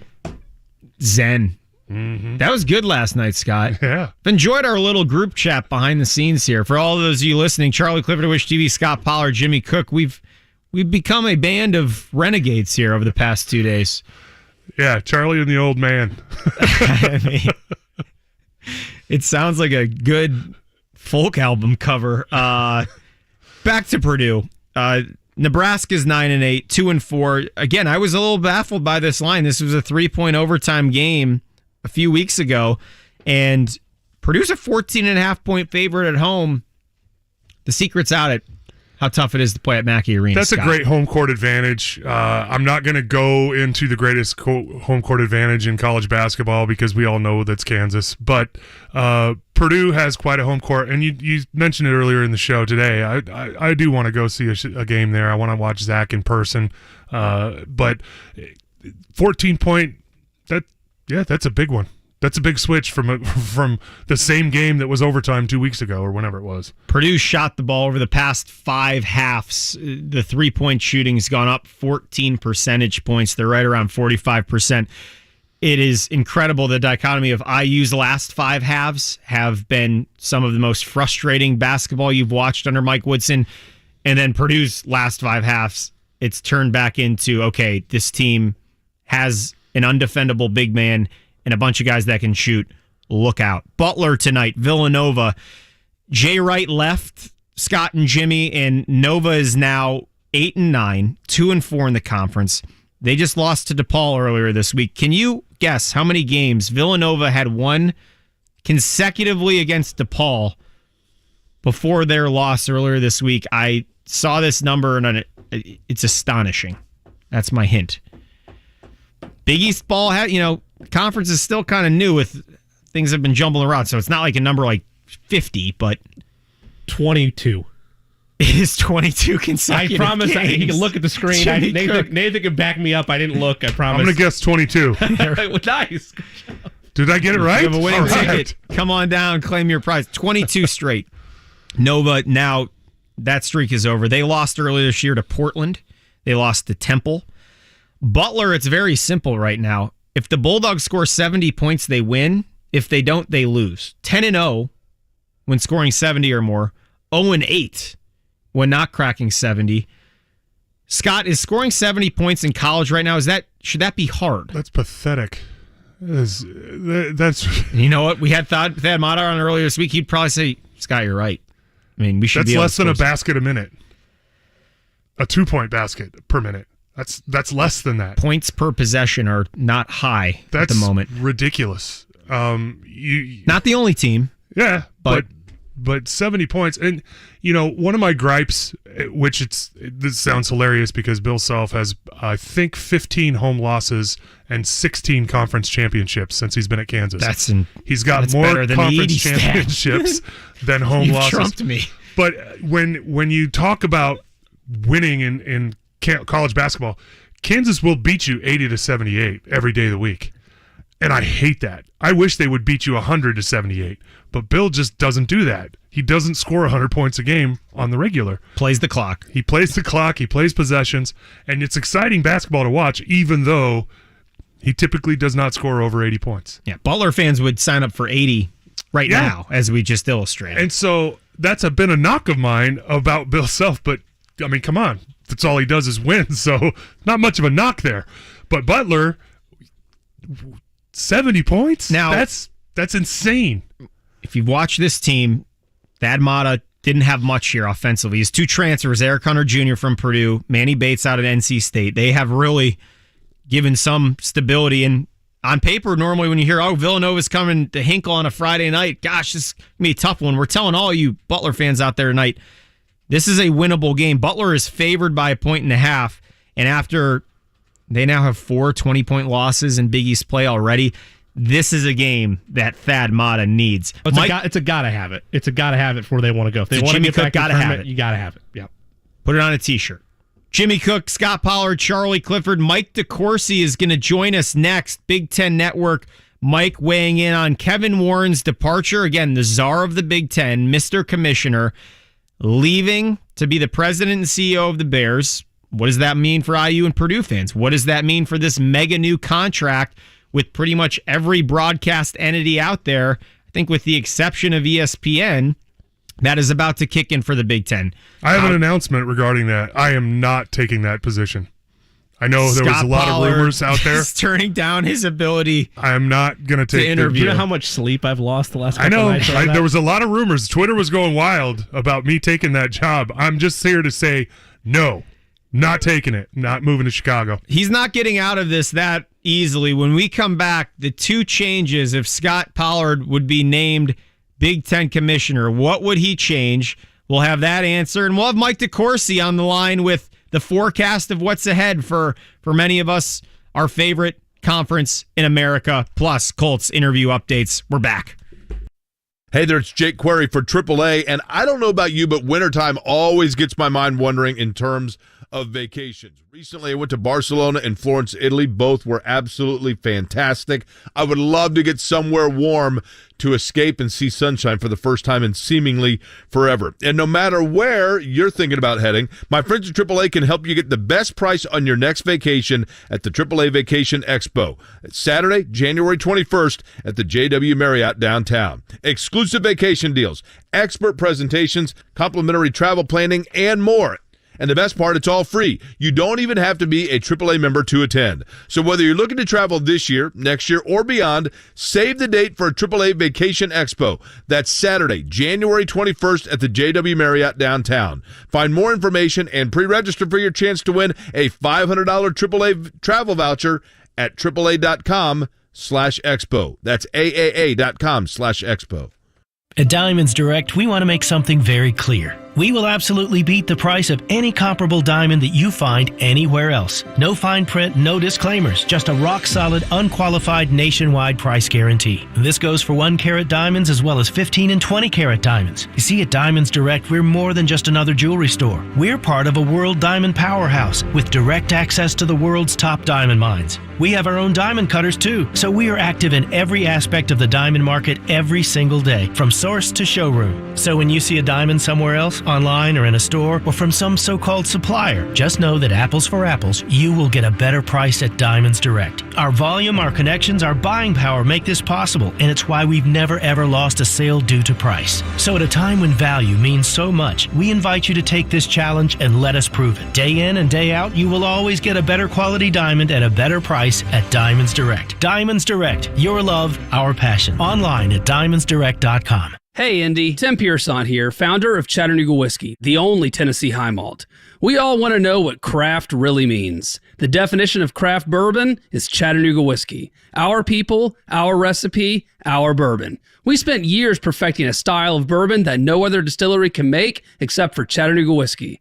We call it Tennessee High Malt, and it's the dark chocolate to every other bourbon's milk chocolate. So next time you want something truly craft, drink Chattanooga Whiskey, enjoy responsibly. Hey, it's JMV. Sometimes you're just cruising through life and, well, something happens that's just not your fault. You're in an accident and it causes injuries to both you and your family. And those medical bills can sure add up quickly. That's where Paul Cruz at Paul Ritchie Law Firm can help. Paul is recognized by the Super Lawyers Organization and his peers as one of the top personal injury attorneys in Indiana. Make that free call to see if Paul can help you at 317-269-2509. Visit PARRinjury.com. Hi, welcome to IKEA and our winter sale. Hi. We've got hundreds of offers on everything from storage solutions to... I'm sorry, did you say hundreds? Yeah. Check out our offers on shelving and desks. Ooh, what about mattresses? Yep, those too. Dressers? Sofas? Yes, and yes. I think I need a bigger cart. Our winter sale is almost over. Visit us in-store or at IKEA-USA.com/offers to save through January 22nd. Offer dates may vary. U.S. only while supplies last. Selection may vary by store and online. See store and IKEA-USA.com/offers for complete terms. Restrictions apply. Experienced commercial HVAC technicians, plumbers, and sewer and drain specialists, listen up. Vasey Commercial Facility Solutions is seeking new talent. Do you feel energized, fulfilled, and appreciated? If not, improve your life in 2023. Realize true work-life balance with full benefits. To learn more, call Vasey Commercial Facility Solutions at 317-873-2512 or visit their website, vasey.com. That's VASEY.com.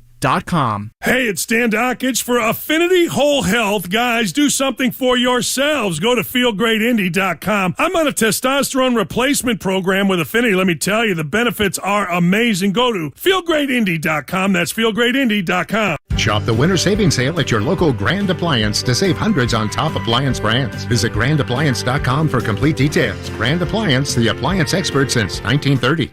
It has no beginning. Let's start something special right here, man. Let's go. And knows no end. Look, you got to get your team ready to play. It is a constant. Get the rhythm going. Through every season. Come back again. It is always Colts season.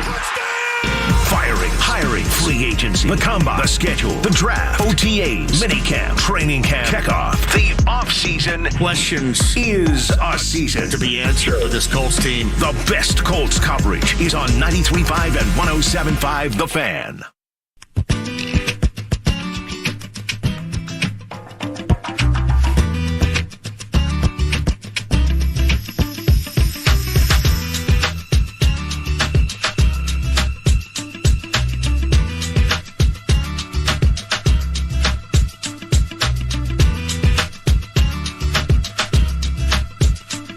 .5 and 107.5 The Fan. This is Charlie Clifford, Scot Pollard, Jimmy Cook. Before we get to Mike DeCourcy, who will join us with the latest on the Big Ten, Jim Irsay has shared a note with Colts Nation, and we would like to have the privilege of reading it to you. This was a Twitter post, headline, Dear Colts Fans. This was just released at the top of the hour, after what was one of the more frustrating seasons, arguably the most frustrating season for Jim Irsay as sole owner of the Indianapolis Colts. Quote, as always, thank you for your loyal support and for your love of the horseshoe over the past 39 seasons in Indy. You've stood with us, investing your time, money, and energy, which has been precious through all the ups and downs that come with being a fan.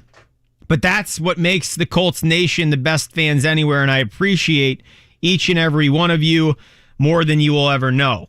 The Colts have a proud history with proud fans everywhere, so I know how tough the 2022 season was for all of you to endure. All of us had the highest hopes for a division title and a deep playoff run, but the bottom line is we failed to live up to the hope and excitement we all felt at the start of the season.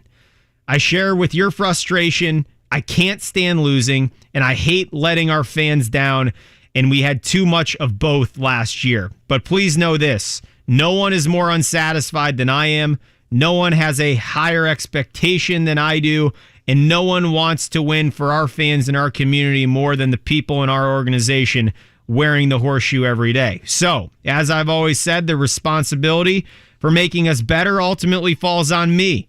And our off-season work has already begun. That includes our search for our next head coach, preparing for an important draft in April, and continuing to bolster the talented core of players already on our roster.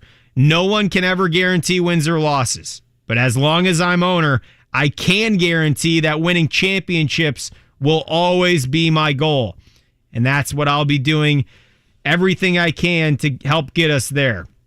That's what you deserve, and that's what we'll be working hard to deliver. Sincerely, Jim Irsay, owner and CEO of the Indianapolis Colts. That is the message from the top to you here, walking the streets, driving the streets of Indianapolis and across central Indiana, reveling in the memories still of Peyton Manning and the joys that it not only brought to you and your family, but the success it's brought to this city, one of the best host cities in America, one of the best sports cities in the world. And now it's your decision going forward about how much you're going to invest and how much hope you're going to put behind next year's team, knowing that, let's face it, Scot Pollard, it was a very similar story at the end of last season. Expectations were not met. A search not at head coach was on, but quarterback certainly was on. And Jim Irsay announced right around this time last year that all chips would be pushed to the middle of the table. All stones would be unturned in order to finally get over that hurdle, get over that hump. And instead, this team walked itself backwards into being the biggest piñata arguably in the National Football League this season. You can't keep changing quarterbacks and expect to have some consistent play and consistent wins. Now, I'm saying it doesn't all work. I understand. Sometimes a quarterback gets hurt. Sometimes players get hurt. That happens. But you can't expect that, okay, after the season's over, we're going to make a switch and go with this quarterback that's past his prime and try to get him to turn everything around. At some point, you have to push all your chips in. Do what you just said you're going to do.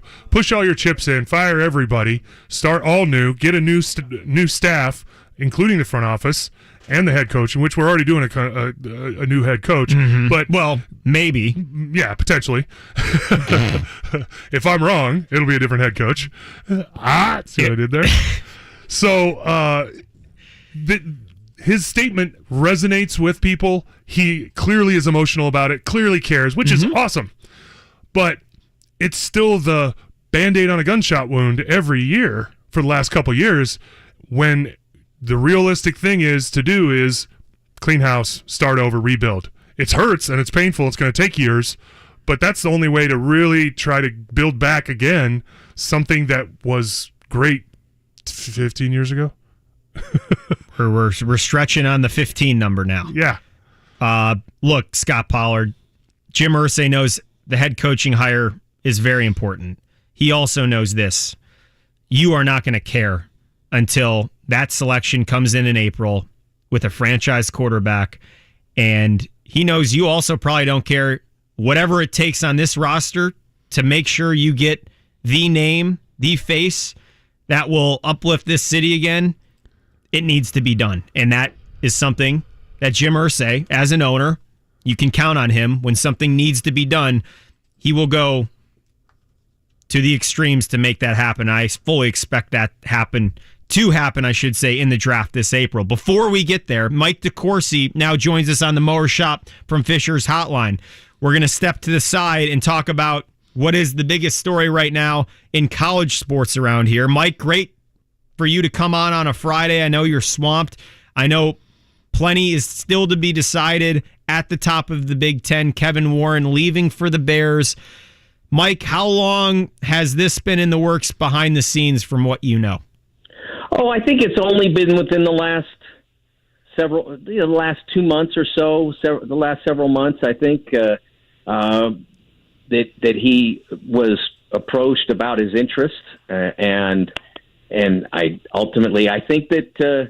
think his ambition and his comfort level turned out to be more in the NFL space, but he certainly had a profound impact on the Big Ten, and I would say that in the current environment, I don't think that you can look at it as a negative impact. He has negotiated as the principal agent of the Big Ten to a vastly lucrative television contract for their properties, one that will have the Big Ten distributed across pretty much all but one of the major networks. Is ESPN that one that will not be looped in? Is that correct? That is correct. You've got Fox, which is more or less, I think, the primary anchor, and but then you've also got big windows on CBS late afternoon on Saturdays, NBC evening on Saturdays.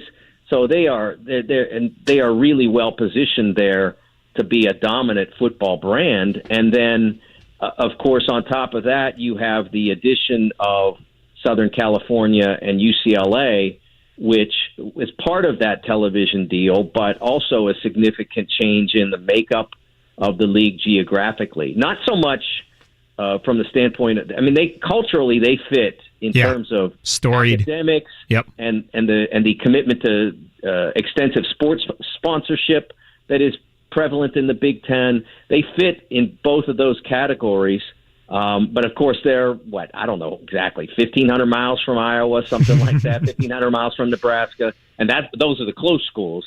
So from that standpoint, they have logistical challenges that the next commissioner, I'm sure, I know because I spoke to Kevin in October, and they had already begun significant work on onboarding those two schools, and there are, as I said, significant logistical challenges to doing that effectively. Sure. But he's leaving during the hard part. So the next person is going to have to push that ball over the goal line, so to speak. The work is not done, and as you mentioned, it may be the toughest part of the climb. Who are the early front runners potentially to replace Kevin Warren as Big Ten commissioner, Mike DeCourcy? Well, I will say, first of all, it's obvious that Jim Phillips would be somebody that would be considered because he was considered when he was an athletic director at Northwestern and one of the best we've seen. Right. And then now he has 2 years-ish, 3 years of conference commissioner experience, so he knows how that job goes, and he would certainly be interested because of his geographic ties, and also because he would be. It'll be interesting to see. I mean, certainly, I shouldn't say certainly he would be interested, but naturally, it would be natural to expect he would be interested because the Big Ten is in so much more secure of a position than the ACC is. Without question. He told me over dinner a couple of months ago that he really believes strongly in the future of the ACC. But if I were having that dinner and he was a Big Ten commissioner, he wouldn't have to say that. So that's the difference. It's a good point. But Kevin came from a list of candidates that was in-house at the Big Ten among the people who were doing the hiring, and we didn't know that was coming. So I'm not going to presuppose that I know who the next Kevin Warren is. Sure. I'm going to leave the manifest destiny of adding UCLA and USC to Scot Pollard, our resident West Coaster here. I know he has some thoughts about this, Mike. Mike, I know airplanes exist, but you touched on it a little bit with the logistics on it. But nobody wants to play Hawaii, and they're in a conference. I mean, it's not fun to fly that far consistently to play somebody. Hawaii is the one that has to do all the flying. The other teams just do it once in a while. But SC and UCLA, you mentioned it, 1,500 miles to the closest cities. They got to go all the way coast to coast. They got to go to Rutgers. Rutgers got to go to them. I don't think everybody can be happy about them joining the conference from two time zones away, can they? Well, I don't think everybody is happy about that, but I think on payday they'll be happy, so to speak. So, I get it. Money talks. That's why this league is happening the way it is, and that's why pro sports exist. But to me, I'm thinking about the players and the students and their support system. I mean, private planes are going to have to be a thing for all of this because you're going to have to take tutors, absolutely. The support staff. That's where I'm going with is more of the logistics. I get the money. I know it's worth it. I'm just saying it's going to be a lot of tutors on the road. The student-athlete experience is about to change significantly again. You're going to have to spend time in class on the airplanes, and that's all of them. When the border regions in California questioned this, there was a dollar figure that was put out there relative to what it would cost UCLA to private fly basically all the teams that would need to play regularly scheduled games. Because like in track and stuff, they just go to one spot. They all go, they can. And so for that standpoint, they don't have to do that. But for the teams that play games, volleyball, basketball, all that, football, et cetera, they came up with a dollar figure. And I don't know if I have the dollar figure exactly right, but I believe it was somewhere in the neighborhood of $1.5 million to basically private fly everybody they need to do. Wow. Well, I mean, that's like tip money in this television. that does seem like an extremely low number. That's half the jars filled. That we still got half a room, half an open jar in tips with that, Mike. I love that analogy. Yeah, I don't think that's going to be a problem for anybody that's in this league now. That they can in those circumstances where it's prudent and they haven't already ordinarily done that, which. Men's basketball in the Big Ten, everybody has flown private for a very long time. I went on a road trip one year with Wisconsin. This was 2002, or somewhere around 2001, maybe. No, it was 2001 because it was the year that Brad Soderberg was the interim. Mike Finley on that plane, Mike? No, this was after Mike. Okay. But this was their 2000 Final Four team. A lot of the same guys. And I went on a road trip with them, and they flew to Purdue private. They flew to East Lansing private. So this was 20 years ago, and they were already doing that for men's basketball. So I don't think it's that big a step with this contract in place for any of the teams, any of the schools to put any of their teams on a private plane. You're listening to Mike DeCourcy, Sporting News, College Hoops, Big Ten studio analyst. Many times when you're checking in on Purdue and IU, you get Mike's excellent insight either at halftime or after the games. This is the Mower Shop in Fishers hotline. Mike, back to Kevin Warren briefly. He was in the middle of the COVID decisions, and everyone who mattered in the Big Ten was here with us in Indianapolis when those games were ultimately stopped in March of 2020. Kevin Warren, you've mapped out on the television side his legacy. The other major bullet points of Warren's legacy, is it fair to say that he was at the top of this conference in maybe its wildest era to date? I think that's fair to say. Because, let's be honest. When you think about Big Ten, wild is not a word that often comes up.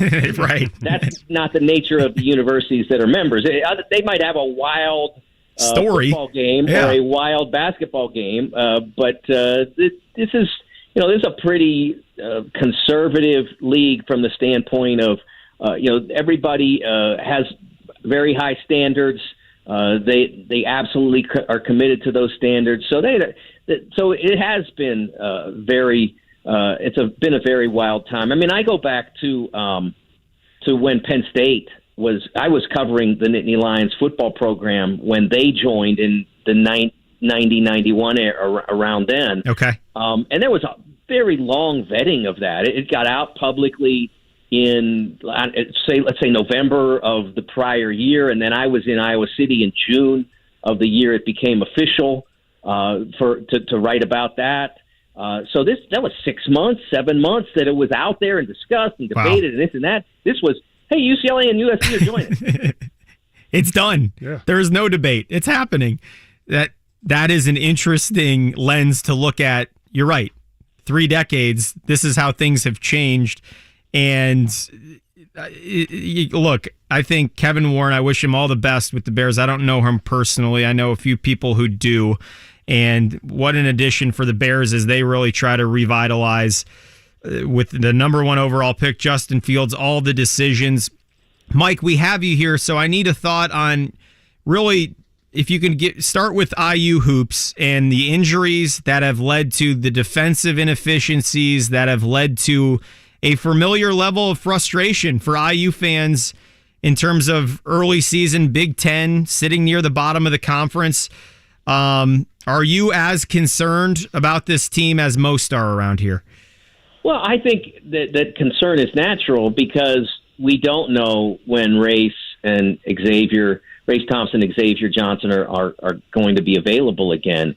And they haven't shown on either end of the floor the necessary resiliency to be able to compete in a very solid and deep conference. Without those two, they've really struggled at the defensive end to be significant especially without Race. If you go back to the first half of the Iowa game, they had Iowa barely in the gym.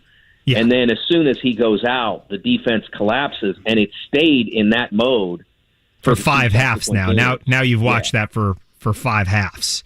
Yes, exactly. Yeah. Well, look, Mike, I appreciate you coming on here. We would talk Purdue, but let's be honest, things are going quite well for Matt Painter yet again, and there's not much to debate about how steady this team's been and the character and hustle it's played with, so we'll leave the Boilers alone. Looking forward to catching you soon. Are you in studio tonight by chance? No, I just came off Big Ten today, and they may re-air that later this afternoon. And then I will be on. I will be on Fox tonight at 6:30 in the pregame show. Excellent. I will be on Fox, and then Sunday night we have Big Ten basketball and beyond. Our 12th season of doing that show. Very Congratulations! Proud of that show. Yep. Thank you. As I tweeted before our first episode of the year, we lasted longer than Seinfeld, longer than The Sopranos. Just saying, And then, of course, my work at sportingnews.com. You can follow me at TSN Mike for all of that. Please do that at TSN Mike. Mike, great to hear from you. Tell our good friend Megan McHugh we say hello, okay? You bet. Thanks, Charlie. Thanks, Scott. Appreciate it very much. Thanks, Mike. Excellent. Very interesting conversation. That's why we love Mike DeCourcy. Insight on Kevin Warren, Mr. Phillips, the Board of Regents out in California. Mike can do it all. We're back on the Fan after this. Pacers updates. Hawks are in tonight. Culver's could have only started in Wisconsin. Hi, welcome to Culver's. Just ask our team member, Sarah. When you order a Culver's Butterburger, you're never just a customer. You're a guest in our home. See, where we come from, people do right by each other. It's why we cook each Butterburger to order just for you, right down to getting the perfect sear on the beef.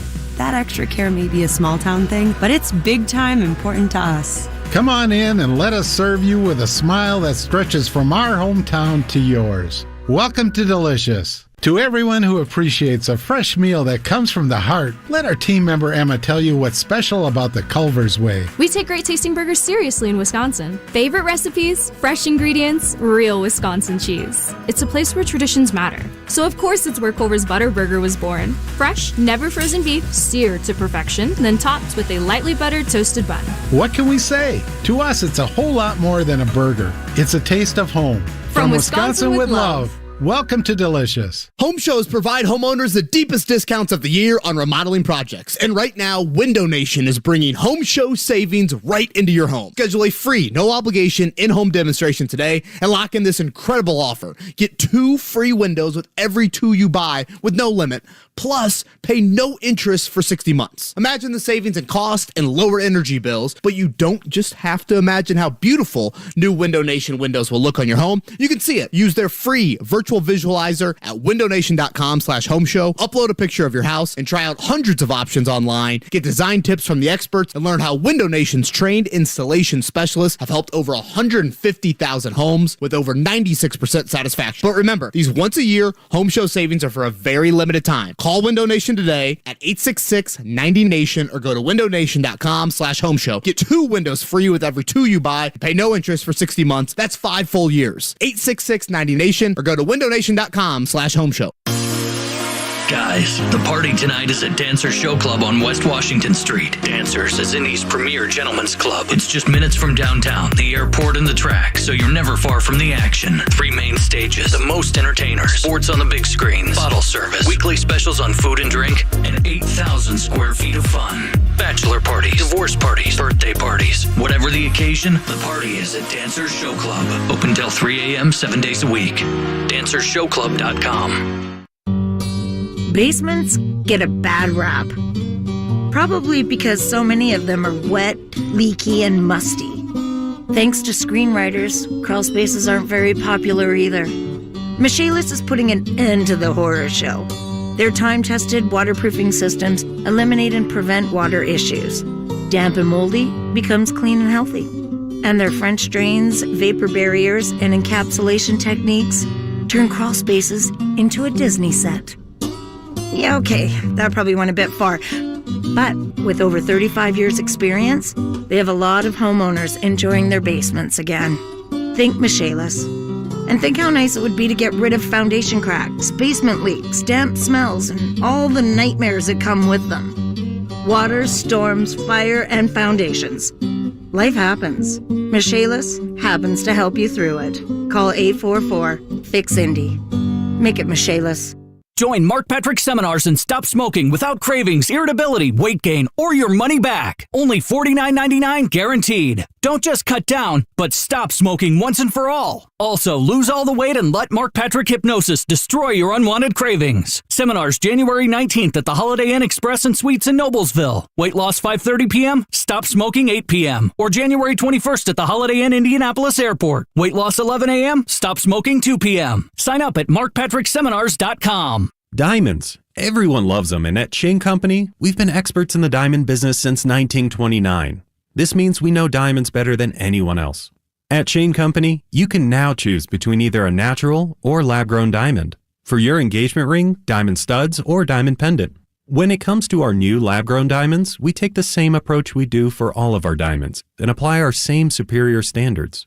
We work with the best diamond vendors, people who've perfected the art and science of creating gorgeous diamonds in a lab, with the quality we're known for. Then we hand select only the best stones cut by the best diamond cutters. Plus, all our diamonds are eligible for our free lifetime warranty and upgrades. We'll show you our huge selection in every price range and help you select the perfect diamond. No matter what you choose, whether it's a natural diamond or a lab-grown diamond, you can be confident that with Shane Company, you're getting the most beautiful diamond. Now you have a friend in the jewelry business. Shane Company and ShaneCo.com. Hey, JMV, starting a new year can sometimes be overwhelming. Let Forum Credit Union help by giving you easy ways to save for all your financial needs in 2023. Whether you're looking for a high savings rate, want to be rewarded for regular weekly savings, or like the convenience of automating savings with every debit card purchase, Forum has great options to help you get ahead. Visit forumcu.com today or visit a branch location. The Butler Bulldogs host Villanova this Friday and Creighton on Tuesday the 17th. 7 p.m. tip-off both nights. Visit butlersports.com/buy tickets and get to Hinkle for Big East play. Soccer Saturday featuring Indy 11. If this is your football, this is your show. Saturday at 9 on The Fan.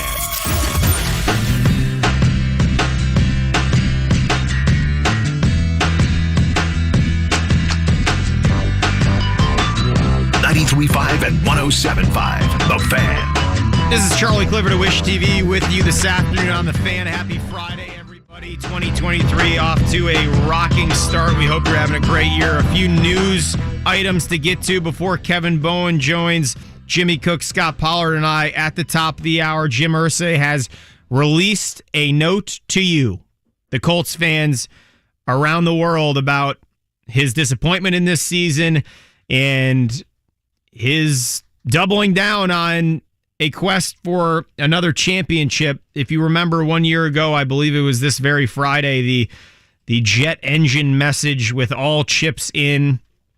We've had enough fun with that one. We're going to let that go. And now it's on to 2023. Kevin Bowen will give you his thoughts on Irsay's latest message penned to a fan base that is as upset as any in the National Football League ahead of Wild Card Weekend.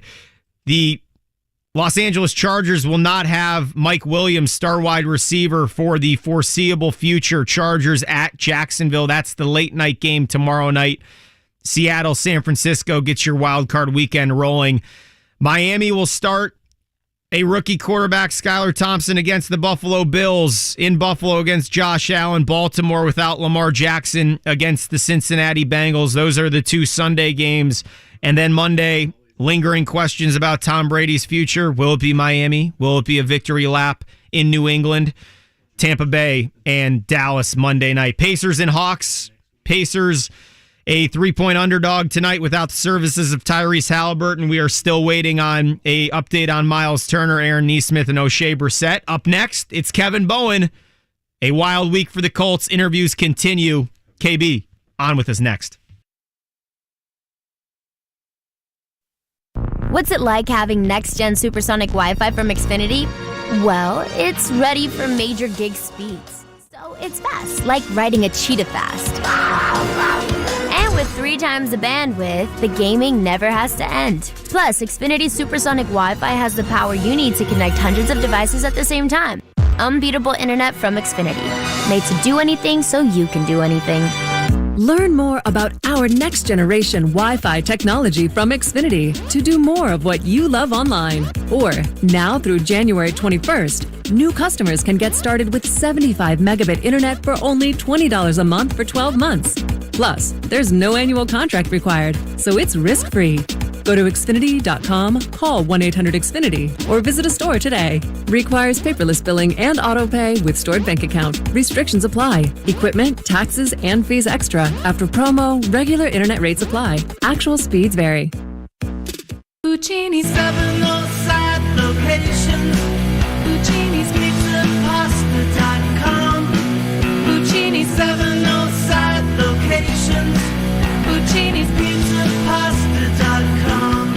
Founded right here in Indianapolis in 1991 and winner of the World Pizza Championships in Parma, Italy. Puccini's 707 locations. Puccini's Pizza Pasta.com. Who will earn a playoff spot? Get to your Ultimate Sports Lodge to cheer on your favorite pro football team. The action kicks off Saturday at Twin Peaks at 4:30 as Seattle takes on San Francisco, followed up with San Diego versus Jacksonville at 8:15. Are you a fan of Twin Peaks? Sign up for their e-club to stay up to date on all things Twin Peaks and score free stuff. Signing up is easy. Just go to twinpeaksrestaurant.com/peaks-club to get started today. Twin Peaks.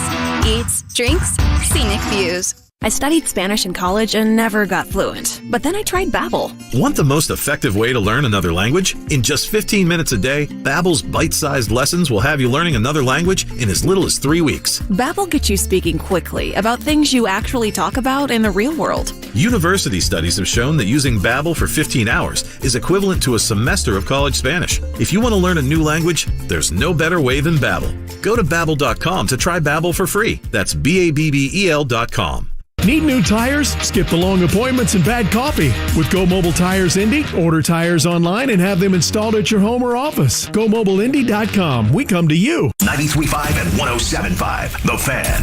WIBC HD2 W298BB. WIBC HD3 W228CX. Indianapolis. The Pacers welcome the Atlanta Hawks to the Fieldhouse this evening at 6:30 on 93.5 and 107.5 The Fan.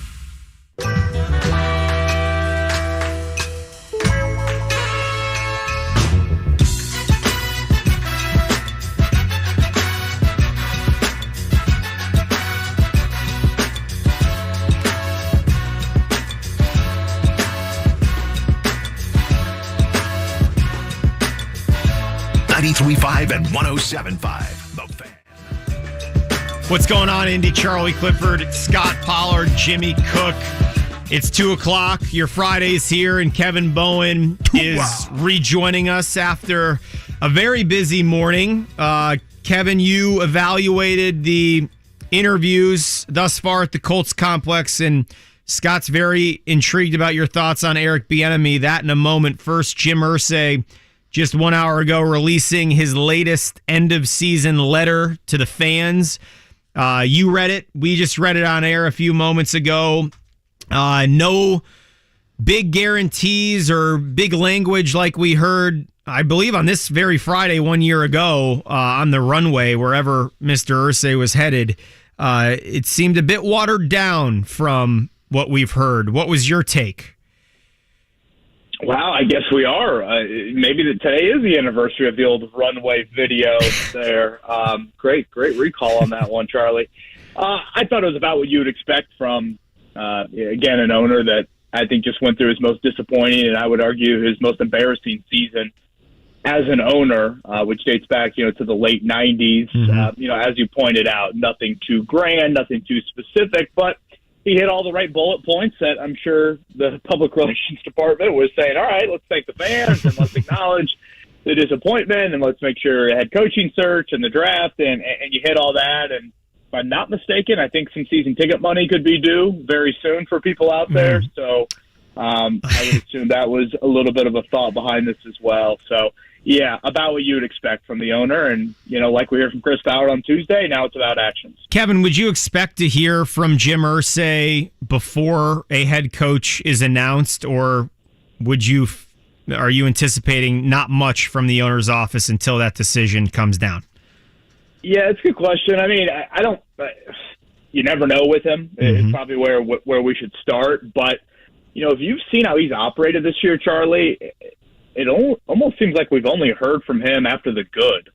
We heard from him after the Raiders game. I mean, he had that tweet of, righteous winning and all, Al Davis quote in there. And that was it. We didn't hear from him again after those, 7 straight losses, which I think is a little bit different based off what we're used to. I feel like in recent years after losses, I think of kind of that wild video he shot lifting weights.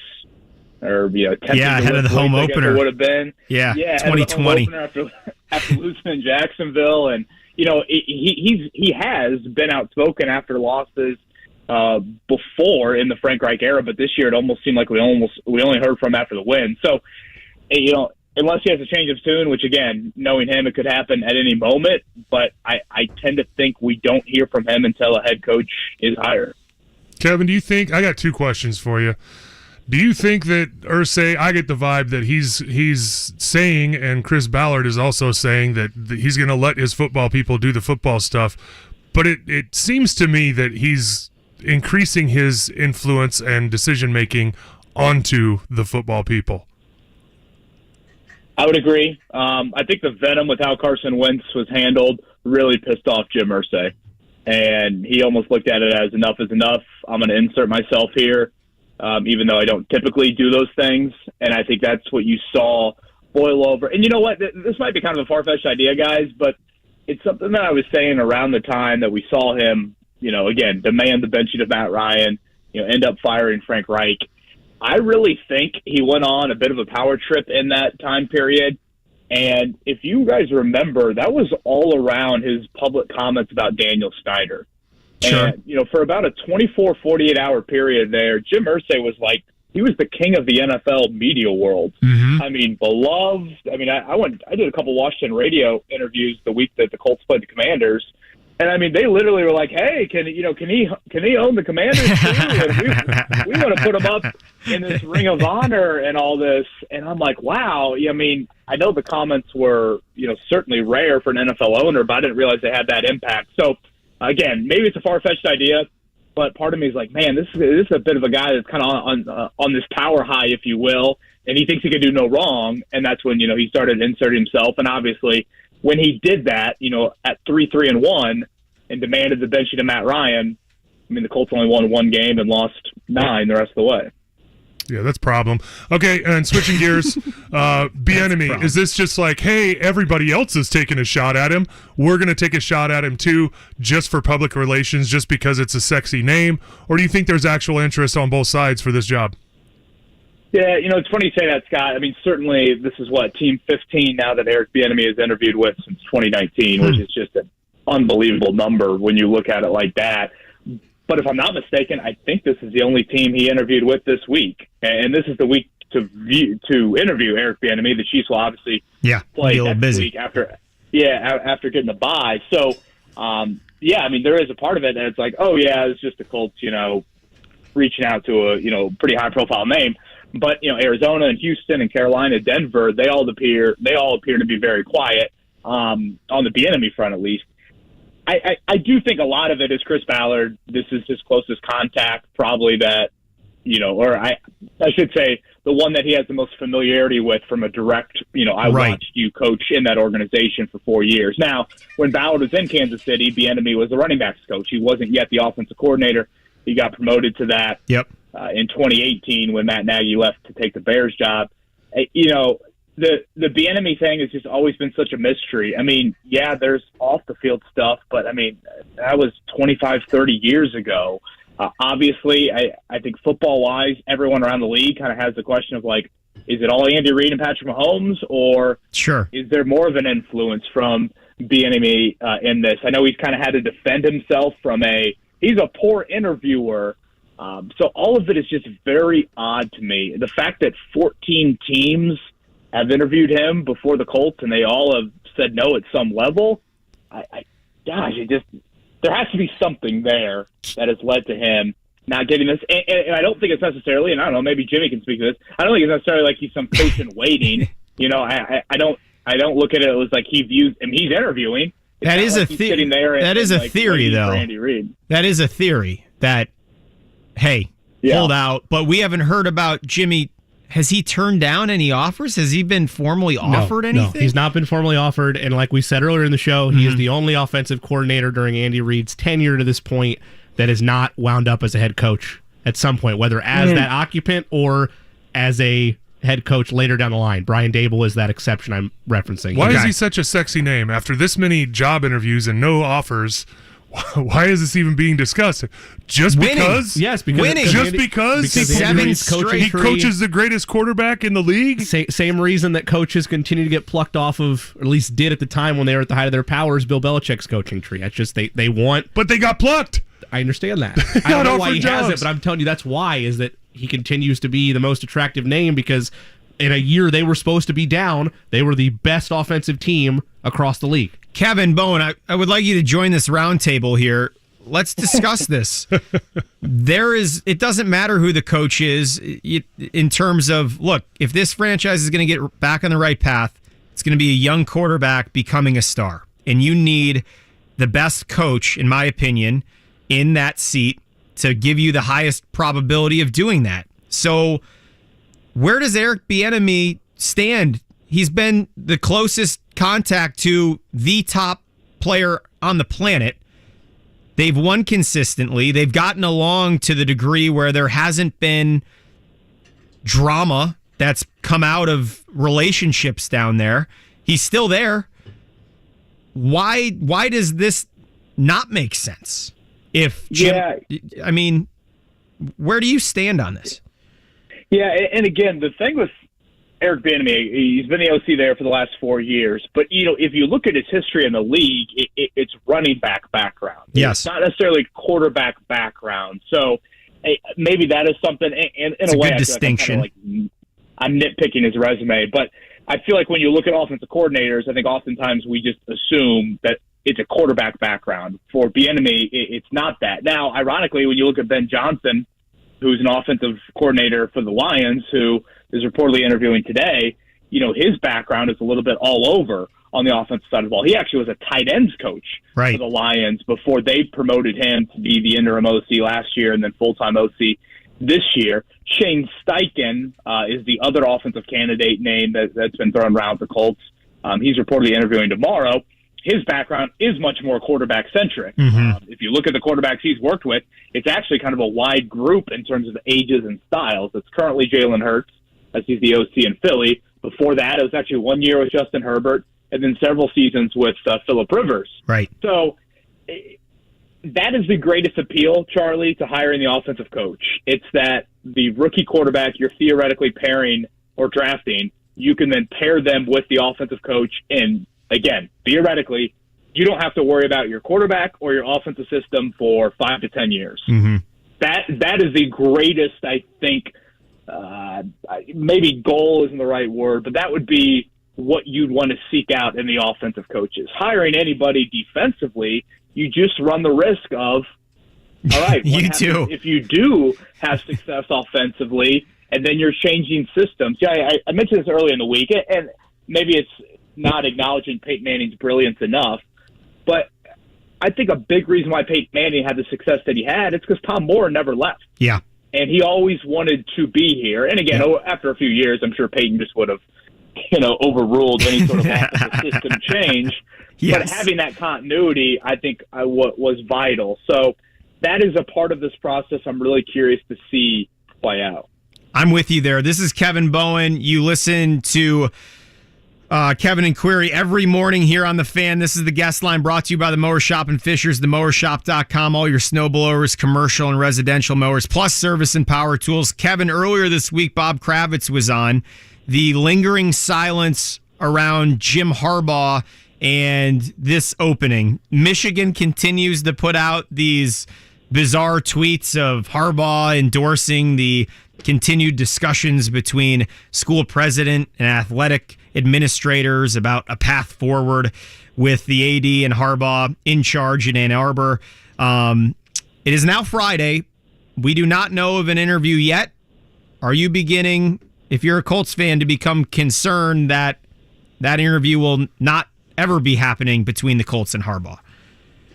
Yeah, the whole situation's odd. I mean, you use the word bizarre, and frankly, that's probably a word that people have used before to describe Jim Harbaugh, so maybe it kind of surely a little bit of his personality, but the whole situation is really weird to me.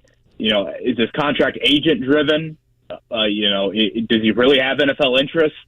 The report initially out of Carolina when they had their first talk was something to the effect of like, Carolina met with Jim Harbaugh after, Harbaugh's camp convinced them of talking with their client. And it's like, what? Shouldn't they be the one trying to woo him and not vice versa there? And like you said, I don't know if you guys have read the president's statement yesterday from Michigan and then Harbaugh's response.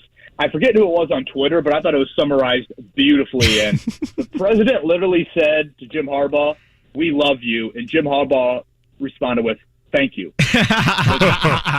That is not the appropriate response for anyone who, if you have affection for someone. Han Solo vibes right there. For you, whenever you were in 7th grade and you got the kahunas to finally say it to that special person, and you got "thank you" back on AOL Instant Messenger. That's rough. That is, we've all been there, Jim. Nice. Hand is raised. It was a long walk to the bus for me that day at Clay Junior High. But Again, it's just been odd to me. Someone brought up a really good point to me earlier today. I think his name was Thomas, and said, if the Colts have interest in Harbaugh, wouldn't it be Irsay doing all the talking directly to Harbaugh?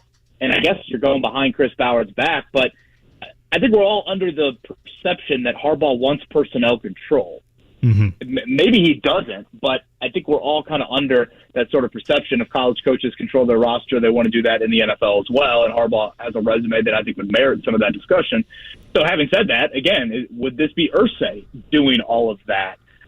So I don't have a great answer for you, again, as of now, and this would be the week to kind of get college coaches in your building or virtually, whatever, because, theoretically some teams are going to lose this weekend, and you would like to interview some of those candidates as well with how the process goes. So I'm probably in the camp that I don't think Harbaugh's like this slam dunk. Okay. His resume is extremely impressive. There's no denying that. What he did for 4 years in San Francisco, stands out. But I just don't know if he's a cure-all, and all of a sudden you hire him and you want to put him in the Ring of Honor as a coach too. Kevin Bowen here. Kevin, the key word I took from your answer was control, because you're right. With Chris Ballard's path forward here in Indianapolis, with what we just witnessed from Jim Irsay over the past 2 months, throwing in a young quarterback who very well knows when his name is announced, you've been chosen by the Indianapolis Colts. Chris Ballard can say all he wants. You're going to make him the Messiah and you'll deem him whatever, and we got to get it right. All that matters is that young man will know when he hears his name that expectation has now been placed on his shoulders. And oh, by the way, the last two names who have carried that were Andrew Luck and Peyton Manning. Good luck.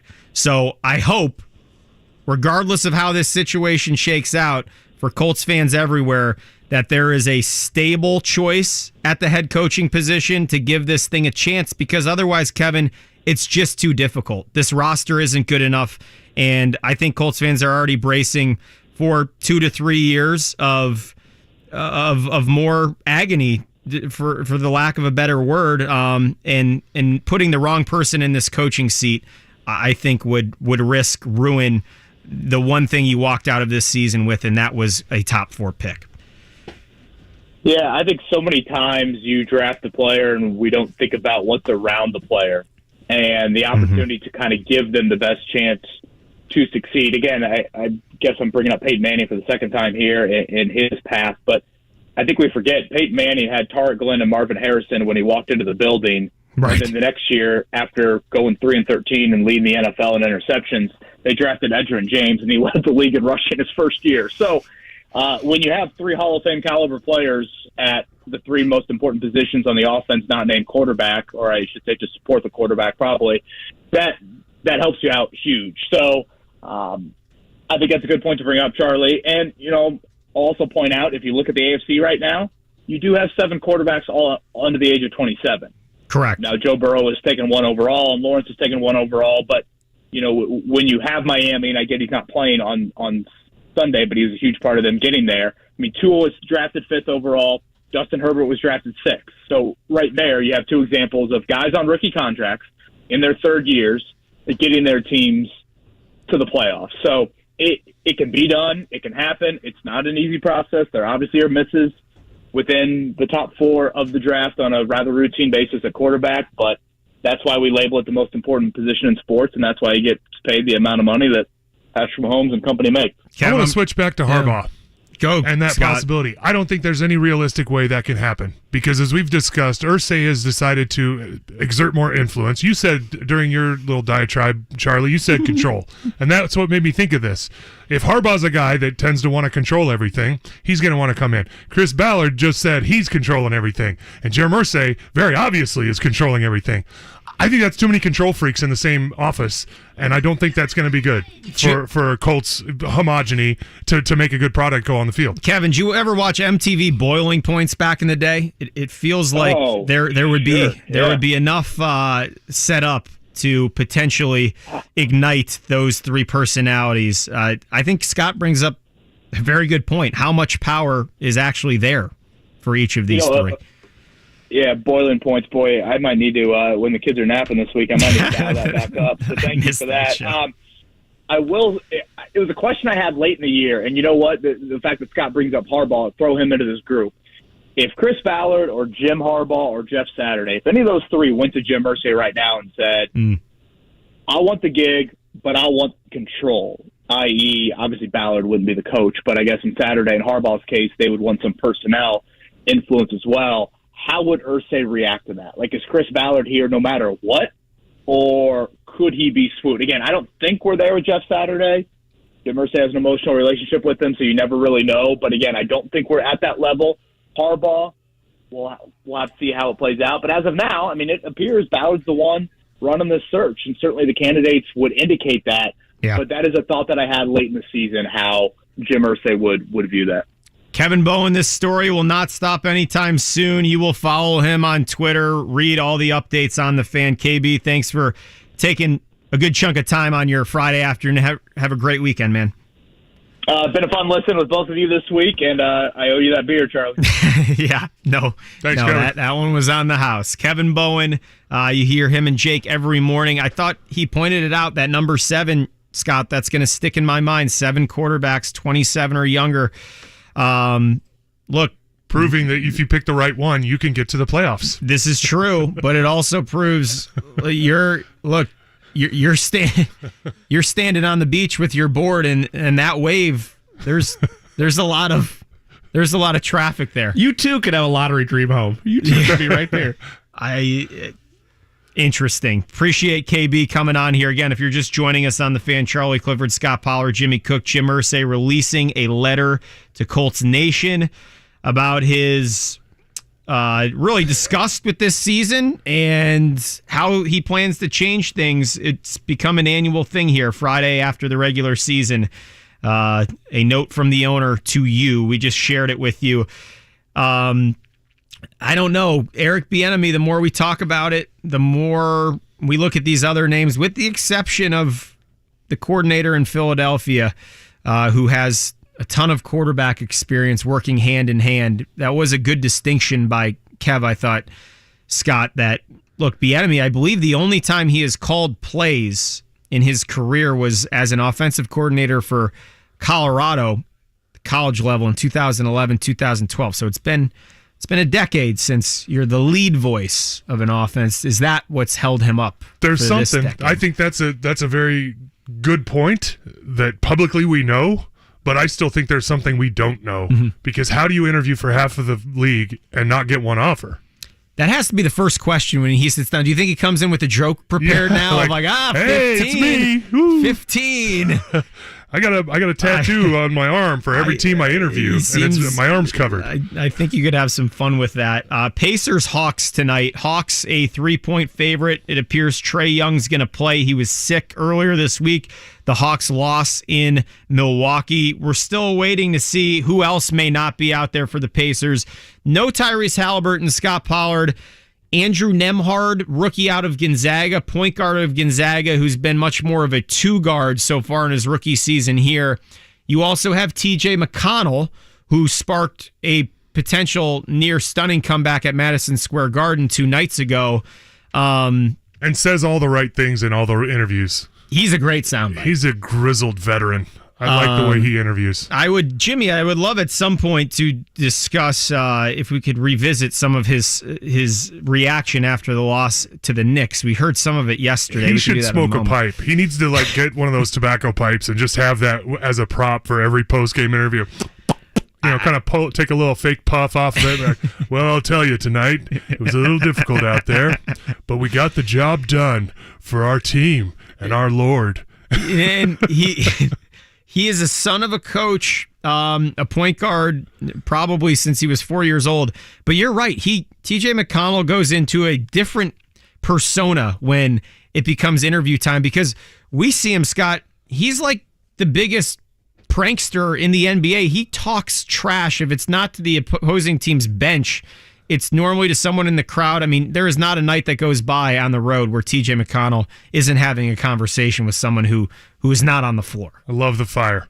I love that. More of it. More of it. Hey, it spreads throughout the locker room. This team hasn't lacked it. Maybe he's the glue guy in the locker room. We've noticed that too. I mean, this team celebrating after dunks, after threes, they've played with a swagger that really I think they're earning in real time. But how much did you know, okay, if this team actually believes in itself, yeah, I wouldn't say showboating, but these dudes play with an edge. Well, I said that lightly, but what I mean is actuality, it's very important. When you have chemistry in the locker room, you guys cheering for each other when they have success, that just makes everybody happy, and it makes winning those tough games that are close so much more important, because you're going to win games like that as opposed to pointing fingers and going, you should have blocked out and gotten that rebound. That's why we lost the game. You got guys going, great play. You won us the game. And that's what the difference is between a team that's like at 500 versus a team that's 10 games up at this point in the season, is you're winning those games that, everybody, even the best teams have games where they're not that great, but if they have that chemistry towards the end of the game, when you have a roster like this Pacers team right now, it's very obvious they're winning games that normally they would not win, and it's because of that other factor. They like each other. You can see it. That's why it's fun to watch them, because they're having fun. The best team I was ever on in the NBA, year in and year out, was the Sacramento Kings. That era was just absolutely incredible. We all liked each other. We didn't care who scored all the points and got all the rebounds. We just loved beating everybody's ass. It was a fun team to be on. We hung out before the games. We hung out after the games. We genuinely had a brotherhood. We liked being around each other, and it showed on the court. We were the best show on court. That was our nickname.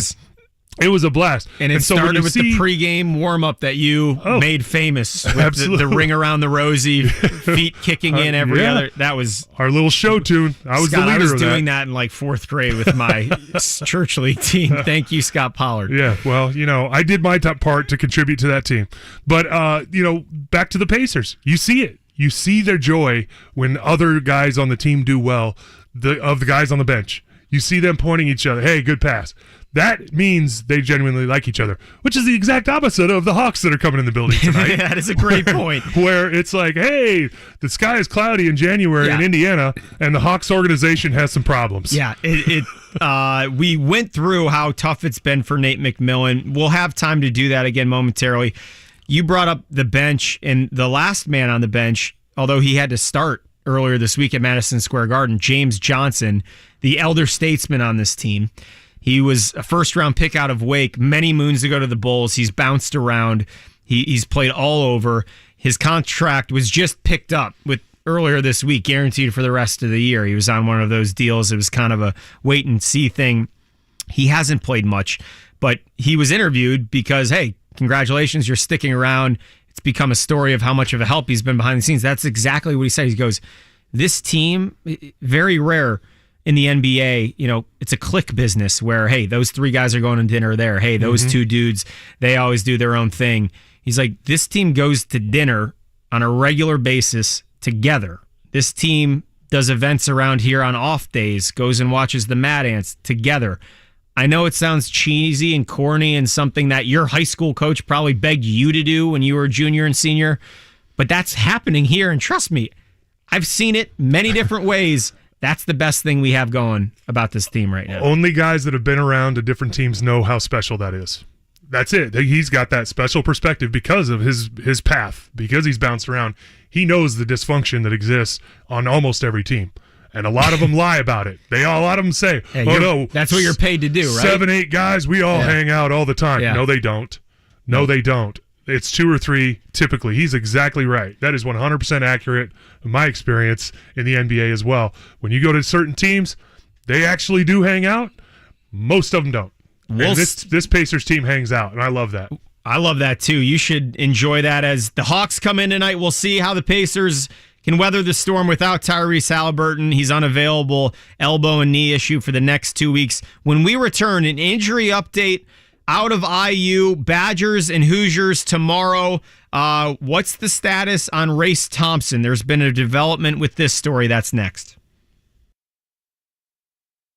Culver's could have only started in Wisconsin. Hi, welcome to Culver's. Just ask our team member, Sarah. When you order a Culver's Butterburger, you're never just a customer. You're a guest in our home. See, where we come from, people do right by each other. It's why we cook each Butterburger to order just for you, right down to getting the perfect sear on the beef.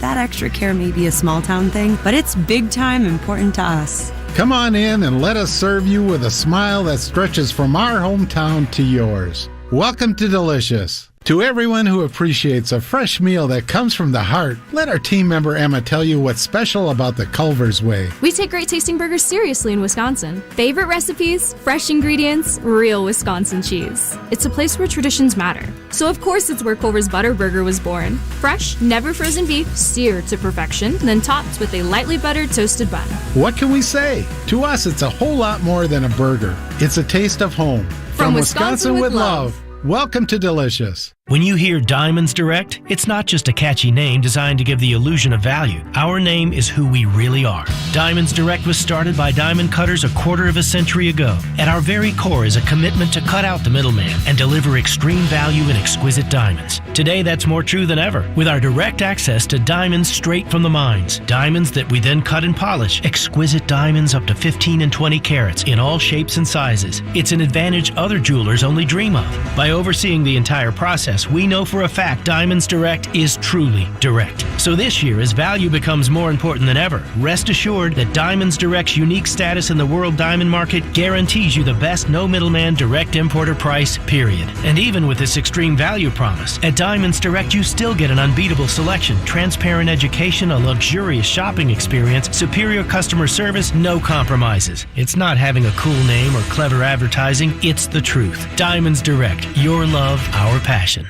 Hey, this is Lisa Stofan. Heard the Mark Patrick weight loss hypnosis hype? Well, I attended because my father stopped smoking with hypnosis. Hypnosis eliminated my desire for soda and fast food, made me want to exercise, and I lost 60 pounds in 6 months. My energy level exploded. I went to another session to deal with some other problem foods, and I lost another 10 pounds. In fact, I brought my husband, and he lost weight, and his cholesterol and blood pressure improved. My friend lost 20 pounds her first 2 months. What are you waiting for? Join Mark Patrick seminars and lose the weight or stop smoking guaranteed for only $49.99. Hypnosis designed to destroy unwanted cravings, late night eating binges, boredom eating, stress eating. Seminars Thursday, January 19th at the Holiday Inn Express and Suites in Noblesville. Weight loss seminar 5:30, stop smoking seminar 8 p.m. And Saturday, January 21st at the Holiday Inn Indianapolis Airport. Weight loss seminar 11 a.m., stop smoking seminar 2 p.m. Register at markpatrickseminars.com. You had a solid retirement dream. Sell your home in a few years, bank the equity, downsize, and travel. But inflation and recession has you wondering if all your hard-earned equity will still be there. What if you could recession-proof your equity right now? You can with Truehold. Truehold will buy your home for its best current value before a recession can erode it. You get to bank all the cash now and live in your home for as long as you want. And Truehold covers all property taxes, insurance, repairs, and maintenance. And since Truehold pays your home's current value in cash now, it's yours to do whatever you'd like. Don't wait for inflation, recession, and interest rates to erode your home's value. Visit Truehold.com and discover how much Truehold will buy your home for today, based on its best current value, not what's coming. Call 1-855-300-9993 or visit Truehold.com. The smarter, faster way to cash out on your home's value without having to move. That's Truehold.com. Hey, Indy. Tim Pearson here, founder of Chattanooga Whiskey, the only Tennessee high malt. Instead of me trying to describe the unique and bold character of Chattanooga Whiskey Cask 111, in the words of a random customer review, tastes like a chocolate malt ball and dark fruit. Reminds me of a dark, sweet cereal dessert. Thank you, random customer reviewer. But don't just take their word for it. Try it for yourself. Maybe Chattanooga Whiskey Cask 111 will be your new evening dessert. Drink Chattanooga Whiskey. Enjoy responsibly. Everyone knows that in Indiana, game time. Here's a deep three. Haliburton means family time. He's got family in Kokomo. That might have been from Howard County. The Atlanta Hawks come to town this Friday for Lucas Oil Family Night. Family Night tickets start at just $20 and includes a Pacers hat, hot dog, chips, and small Pepsi product. Get your Family Night tickets at Pacers.com/family. That's Pacers.com/family. Pacers, Hawks, Friday at 7. Indy's #1 for new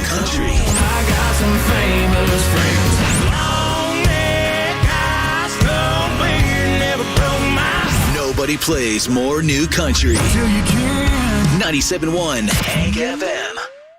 The Ride with JMV. We'll see if Mike Woodson can get this IU thing going, but here's the problem I had after that Northwestern loss. All right, defense bad, and I certainly wouldn't blame that, even if it is true, on the loss of 2 players. Because what that does, it tells the rest of your team that, hey, you know what, it's okay. We don't have these 2 guys. That's why our defense stinks. You don't want that with your team. The Ride with JMV. Weekdays 3 to 6. On 93.5 and 107.5. The Fan.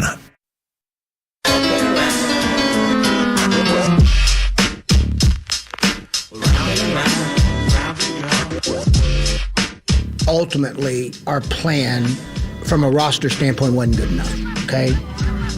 That's one. And then I think all the change, sometimes, like here's what we didn't do a very good job of. We didn't manage expectations very well at all.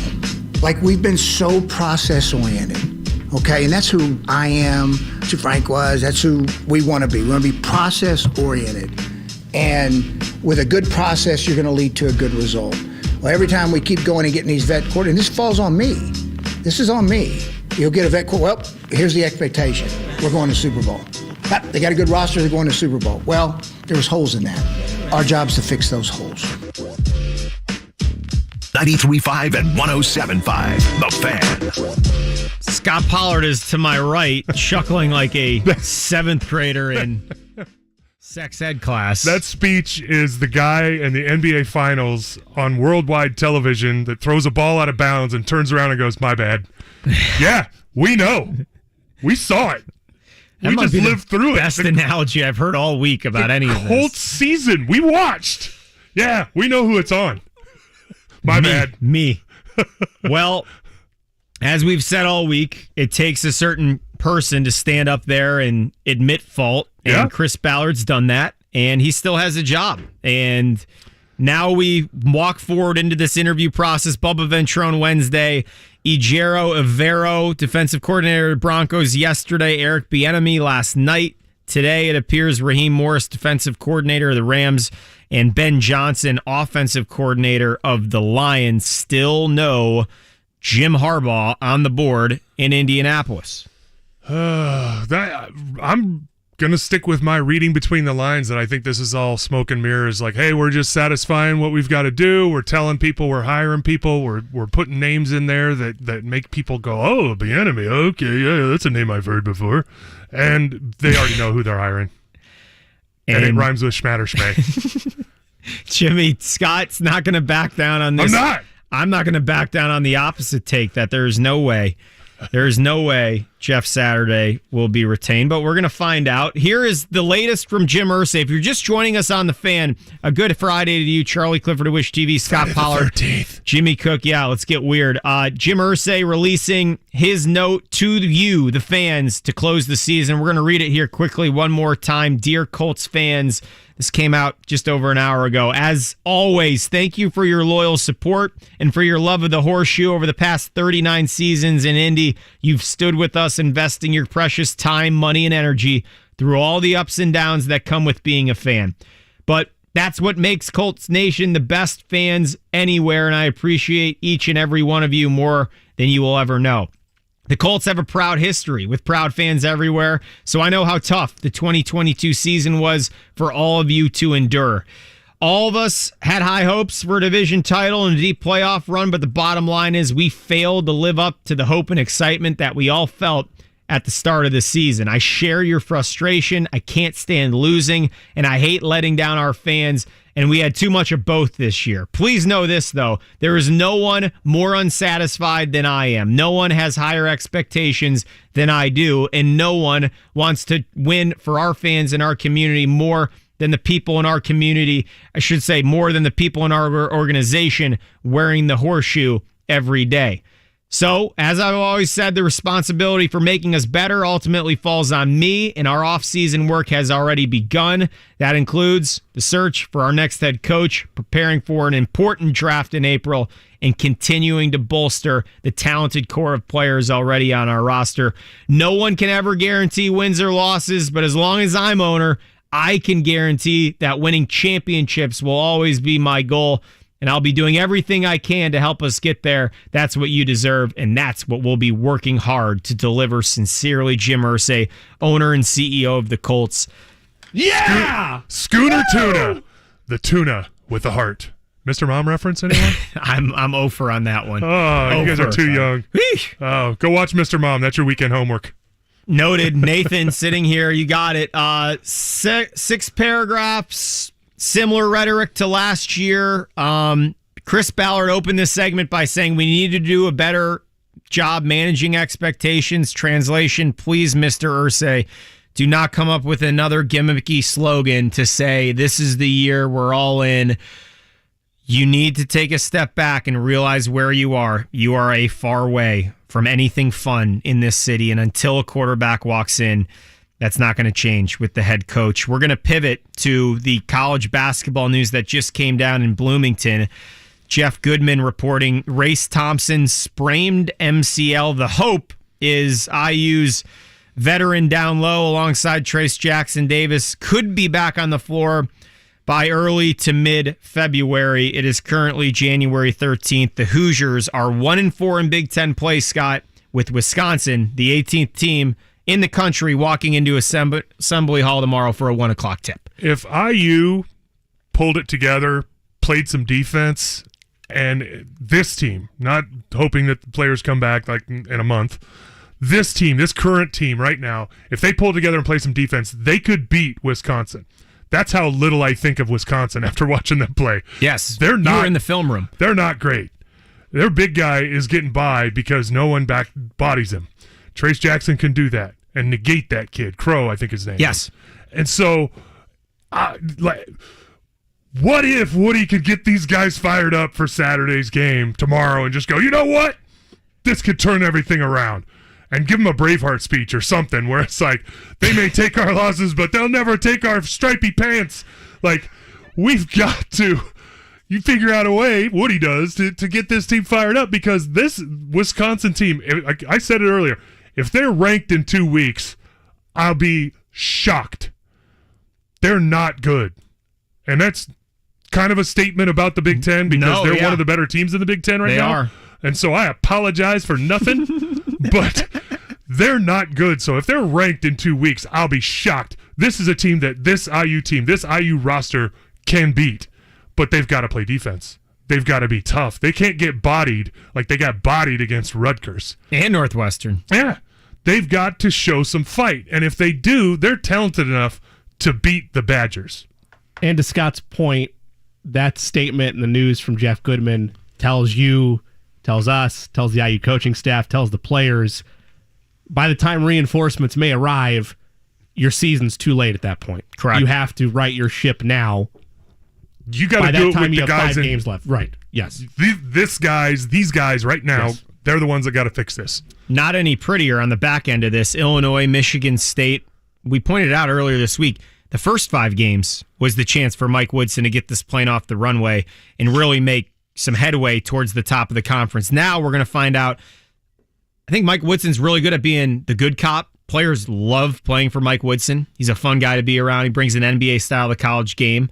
I think it's a pretty loose team. And now, can he be the disciplinarian that would channel his former bench general in Bloomington and find a way to, as you said, play some defense? Yeah. And just figure out, you have the top preseason player of the year, you have one of the top scoring freshmen in the guard position in America, and you have some people that can stand on the floor in the corner and shoot. So if all of the energy is not being sent to the defensive end of the floor, I'm just confused. Butler tonight with Villanova. Butler's a 1.5-point favorite. Nova's really struggled, 2-4 in Big East play, one that Thad Matta certainly wants. Purdue, Nebraska, Boilers, 14.5-point favorite, third-ranked team in the country. Gentlemen, earlier I alluded to the next Scot Pollard coming out of the great woods of Wisconsin. I would like to touch on that story if we could. There is a big fella from Devil's Lake, North Dakota. That is an hour and a half south of the Canadian border. I was just about to say, that's just South Canada. If you are ever brought Jimmy Cook to a place called Devil's Lake, North Dakota. My assumption is just I'm not coming back. This is where it's all going to end. And the body was found in Devil's Lake, North Carolina. It's a fair fear to have. I agree. The local Devil's Lake sheriff said the last time anybody saw him was at 4:30 on Friday the 13th. Oh, God. It's almost 4:30 on Friday the 13th. We're heading to Devil's Lake, Charlie. That evil laugh again, Jimmy. Someone ice fishing on Devil's Lake sounds like a bad proposition. Mother, his name's Grant Nelson. He plays at North Dakota State University. He's beginning to get national attention because of the Victor Wembanyama-like highlights of just dribbling through people, dunking on people, and then also stepping back with the three. 6'11", 235, scores 16 and 8 a night. 3-point ball has been a little down.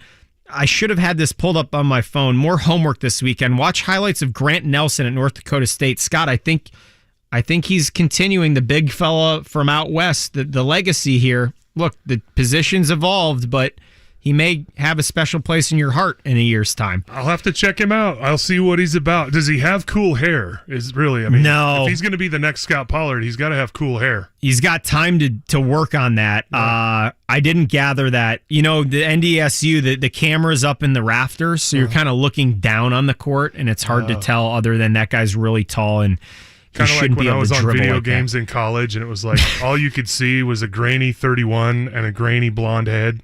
It was like, that's me. And at that time, that was the coolest thing. I'm sure. Sports. Oh, it's in the game. We're always in the game here. Scot Pollard, Charlie Clifford, Jimmy Cook. We started the show by looking at Wild Card Weekend. I would love to chat about if there's an upset in the field. We've all nodded our heads. Miami in Buffalo, that seems darn near impossible without Tua Tagovailoa under those circumstances.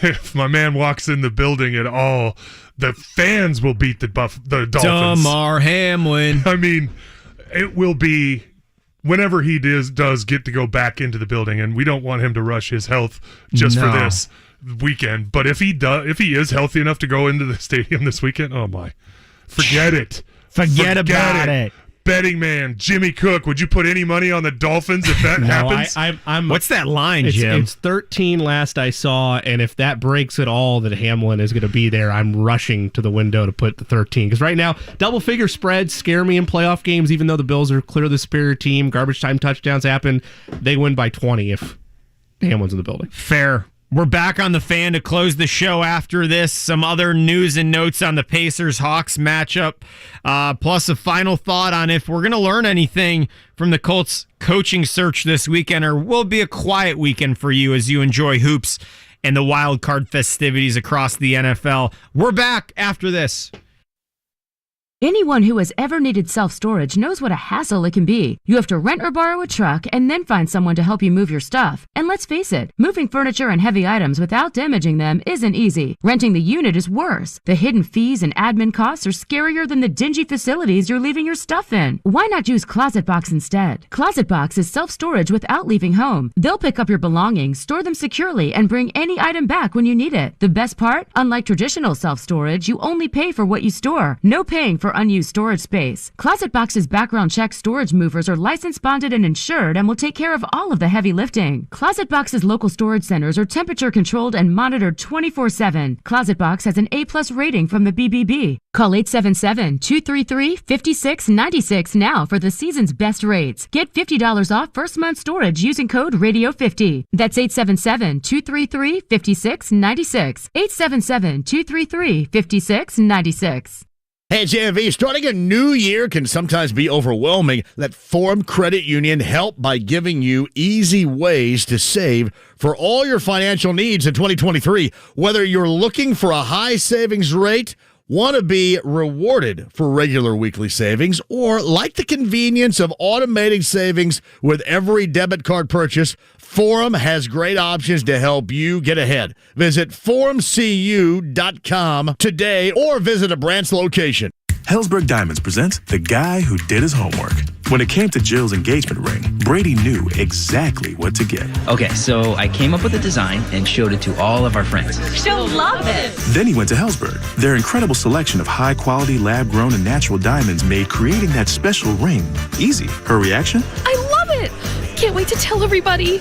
Everybody might know about it. Be like Brady. Create the ring of your dreams at a Hellsberg near you or at Hellsberg.com. Ask now about special financing offers. Hey, it's Dan Dockich for Affinity Whole Health. Guys, do something for yourselves. Go to feelgreatindy.com. I'm on a testosterone replacement program with Affinity. Let me tell you, the benefits are amazing. Go to feelgreatindy.com. That's feelgreatindy.com. Questions about youth or high school sports? Positive Coaching Alliance can help. PCA, a national nonprofit organization, develops better athletes and better people through youth and high school sports. Info at positivecoach.org. Soccer Saturday featuring Indy 11. If this is your football, this is your show. Saturday at 9 on The Fan.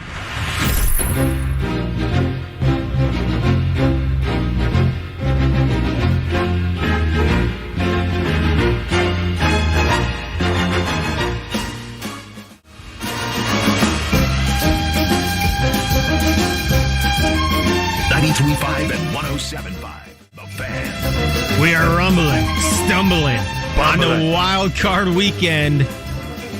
Let's roll. Charlie Clifford, Scot Pollard, Jimmy Cook. Before we weigh in on a Pacers injury update, Jimmy Cook with some betting expertise ahead of this weekend. The JCook Plays of the Day. This is me, all right? I'm not a athlete. This is my way. This is how I win. Today's plays of the day, it is all super wild card weekend. We're going to take Christian McCaffrey of the San Francisco 49ers, an anytime touchdown scorer as they host the Seattle Seahawks. Our upset pick, taking the Jaguars toward the money line against the Los Angeles Chargers. Also going to take Josh Allen of the Buffalo Bills over 1.5 total touchdown passes against the Miami Dolphins. Taking Justin Jefferson of the Minnesota Vikings as an anytime touchdown scorer as the Vikings host the New York Giants. And also going to take Jamar Chase as an anytime touchdown scorer for the Bengals as they battle the Baltimore Ravens. 1-0-1 yesterday. Lucas saved us. Heat and the Bucks pushed. Plays on Twitter at the JCook. That was a wild finish to Mavs-Lakers last night. Jimmy Cook, how is the over-under for Josh Allen touchdown passes against... It's not great odds. It's minus 155. We're sacrificing a little bit there. Okay. There's not a ton of juice to be had with that one, but that's how. That's fine. You're all in on the Jags. Yeah, I like it. No Mike Williams. There's no turning back. No Mike Williams. I'm going to go to the coaching battle. I'm going to take Doug Peterson over Brandon Staley. You didn't pick him just because of the gorgeous golden locks? The golden locks got me a little bit too. They pull at the heartstrings. I won't lie. Okay. I can be manipulated. I just want you to be honest. I'm a human. That's an upset there. Do you think Seattle can beat San Francisco? Third, last pick in the draft, rookie QB. You're at home. Is that the most likely upset? Big time rivalry. According to Charlie Clifford. West Coast bias. By odds and value alone, the Jaguars are probably your most likely upset because they are an underdog, right? They're plus 105. Seattle is a 9-point dog. The 49ers have proven that with the system that Kyle Shanahan has in place there and the weapons that are around him, you could plug arguably one of us in there. Probably not, no disrespect to Brock Purdy, but you get my point, right? Like, Jimmy, they've proven pretty much anybody can be under center, and they're going to move like a fine-tuned machine. No, I think Jags are most likely upset this weekend. In general, thank you for your service for bringing some sense to the show for the last few days. We cannot thank you enough. That's beyond. I take that personally. That's on behalf of Scot Pollard and myself. Questionable Pacers tonight against the Hawks. You already know Tyrese Haliburton's out. He's going to be down for 2 weeks with a knee and an elbow. Miles Turner, Aaron Nesmith, O'Shea Brissett, all questionable for the game. No update just yet. No Clint Capella for the Hawks. 7 o'clock tip, 6:30 pregame here. Purdue's a 7 o'clock tip at home and against Nebraska. Butler's a 7 o'clock tip at home against Villanova. The Badgers are coming to Assembly Hall, 1 o'clock tomorrow afternoon, and then you watch football until we talk to you again earlier this week. Scott, what's going on this weekend? Friday the 13th, I've got plans. I've got a hockey mask and a machete. It's Friday night, Scott. Yep. And got a couple CDC games tomorrow, not the Center for Disease Controls, but the hockey machete comment. And it's the Carmel Dads Club. I coach one, I watch the other. Because I can't coach 6-year-olds anymore. I don't have the patience. The high school kids they're turnkey. They're easy. But we have a good group of kids. Talking hoops here? Yeah, I'm coaching that tomorrow. Oh, that's my plan. I got 2 games tomorrow, and then I'll be watching foosball in between. Cheers, JCook. What's going on after your whirlwind trip to Florida?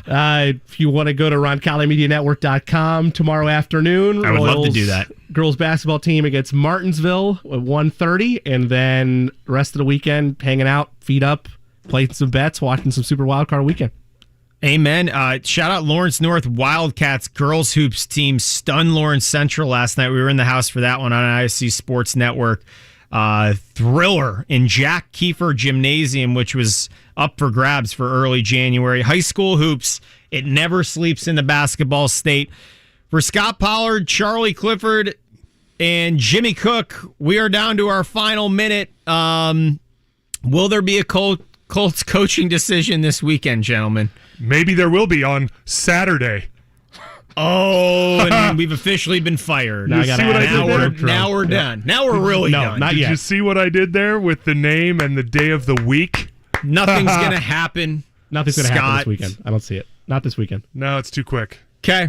There's other names to be mentioned. We march onward in the quest of the next general on West 56th Street. For now, we bid you a great weekend here. We hope the sun peeks out. Come say hi if you're stopping by the field house or some of these high school gyms, and we will see you on Monday. JMV is up next. It has no beginning. Let's start something special right here, man. Let's go. And no end. Look, you got to get your team ready to play. It is a